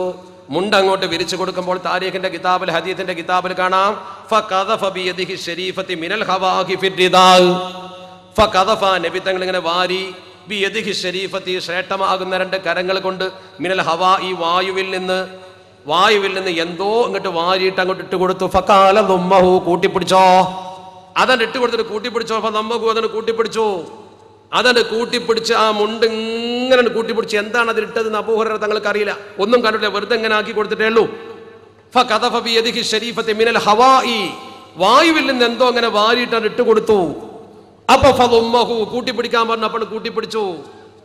അതിനുശേഷം ഞാൻ ഒരു സംഗതിയും മറന്നു പോയിട്ടില്ല, ഒരു സംഗതിയും ഞാൻ മറന്നിട്ടില്ല, ഒരു സംഗതിയും പിന്നെ ഞാൻ മറന്നിട്ടില്ല. അങ്ങനെ അഷ്റഫുൽ ഖൽഖ് മുഹമ്മദ് മുസ്തഫ സ്വല്ലല്ലാഹു അലൈഹി വസല്ലമ തങ്ങൾ വാരിട്ട് കൊടുത്ത സാധനം എന്താണെന്ന് ആർക്കും അറിയില്ല, ഒന്നും അറിയില്ല. അതല്ലേ പരിശുദ്ധ പ്രവാചകൻ ഏറ്റവും വലിയ പ്രത്യേകത? ഇതിനൊക്കെ നിഷേധിക്കും. ഇത് പൈതൃകല്ലേ? ഇത് പൈതൃകമല്ലേ? ഖതാദ റളിയല്ലാഹു അൻഹുവിന്റെ കണ്ണിങ്ങനെ വീഴുമ്പോ കൈകൊണ്ട് ഇങ്ങനെ വെച്ചു കൊടുക്കുക, ഇങ്ങനെ ഫിറ്റ് ചെയ്ത് കൊടുക്കുക. അതൊക്കെ നമ്മൾ എപ്പോഴും പറയുന്നല്ലേ. യമൻ റദത്തൈല ഖതാദത ഇനഹു വലിജാബിരിൻ നജ്ലിഹി വസ്സഅബൈനഹു യാ റബ്ബി സല്ലി. എന്താണ് ഇപ്പം അതിലൊരു ശിർക്കും പുറകോട്ട് പോക്കുണ്ടോ? നിങ്ങൾക്ക് ആലോചിച്ച് നോക്കി, ഉണ്ടോ? അതൊരു പൈതൃകല്ലേ? ഈ പൈതൃക സ്വത്തിനെ സംരക്ഷിക്കലല്ലേ നമ്മുടെ കടമ? ആ പൈതൃക സ്വത്തിന്റെ സംരക്ഷണത്തിനല്ലേ നമ്മൾ സമസ്ത കേരള ജംഇയ്യത്തുൽ ഉലമയും അതിന്റെ പ്രവർത്തകരൊക്കെ മുന്നോട്ട് പോകുന്നത്?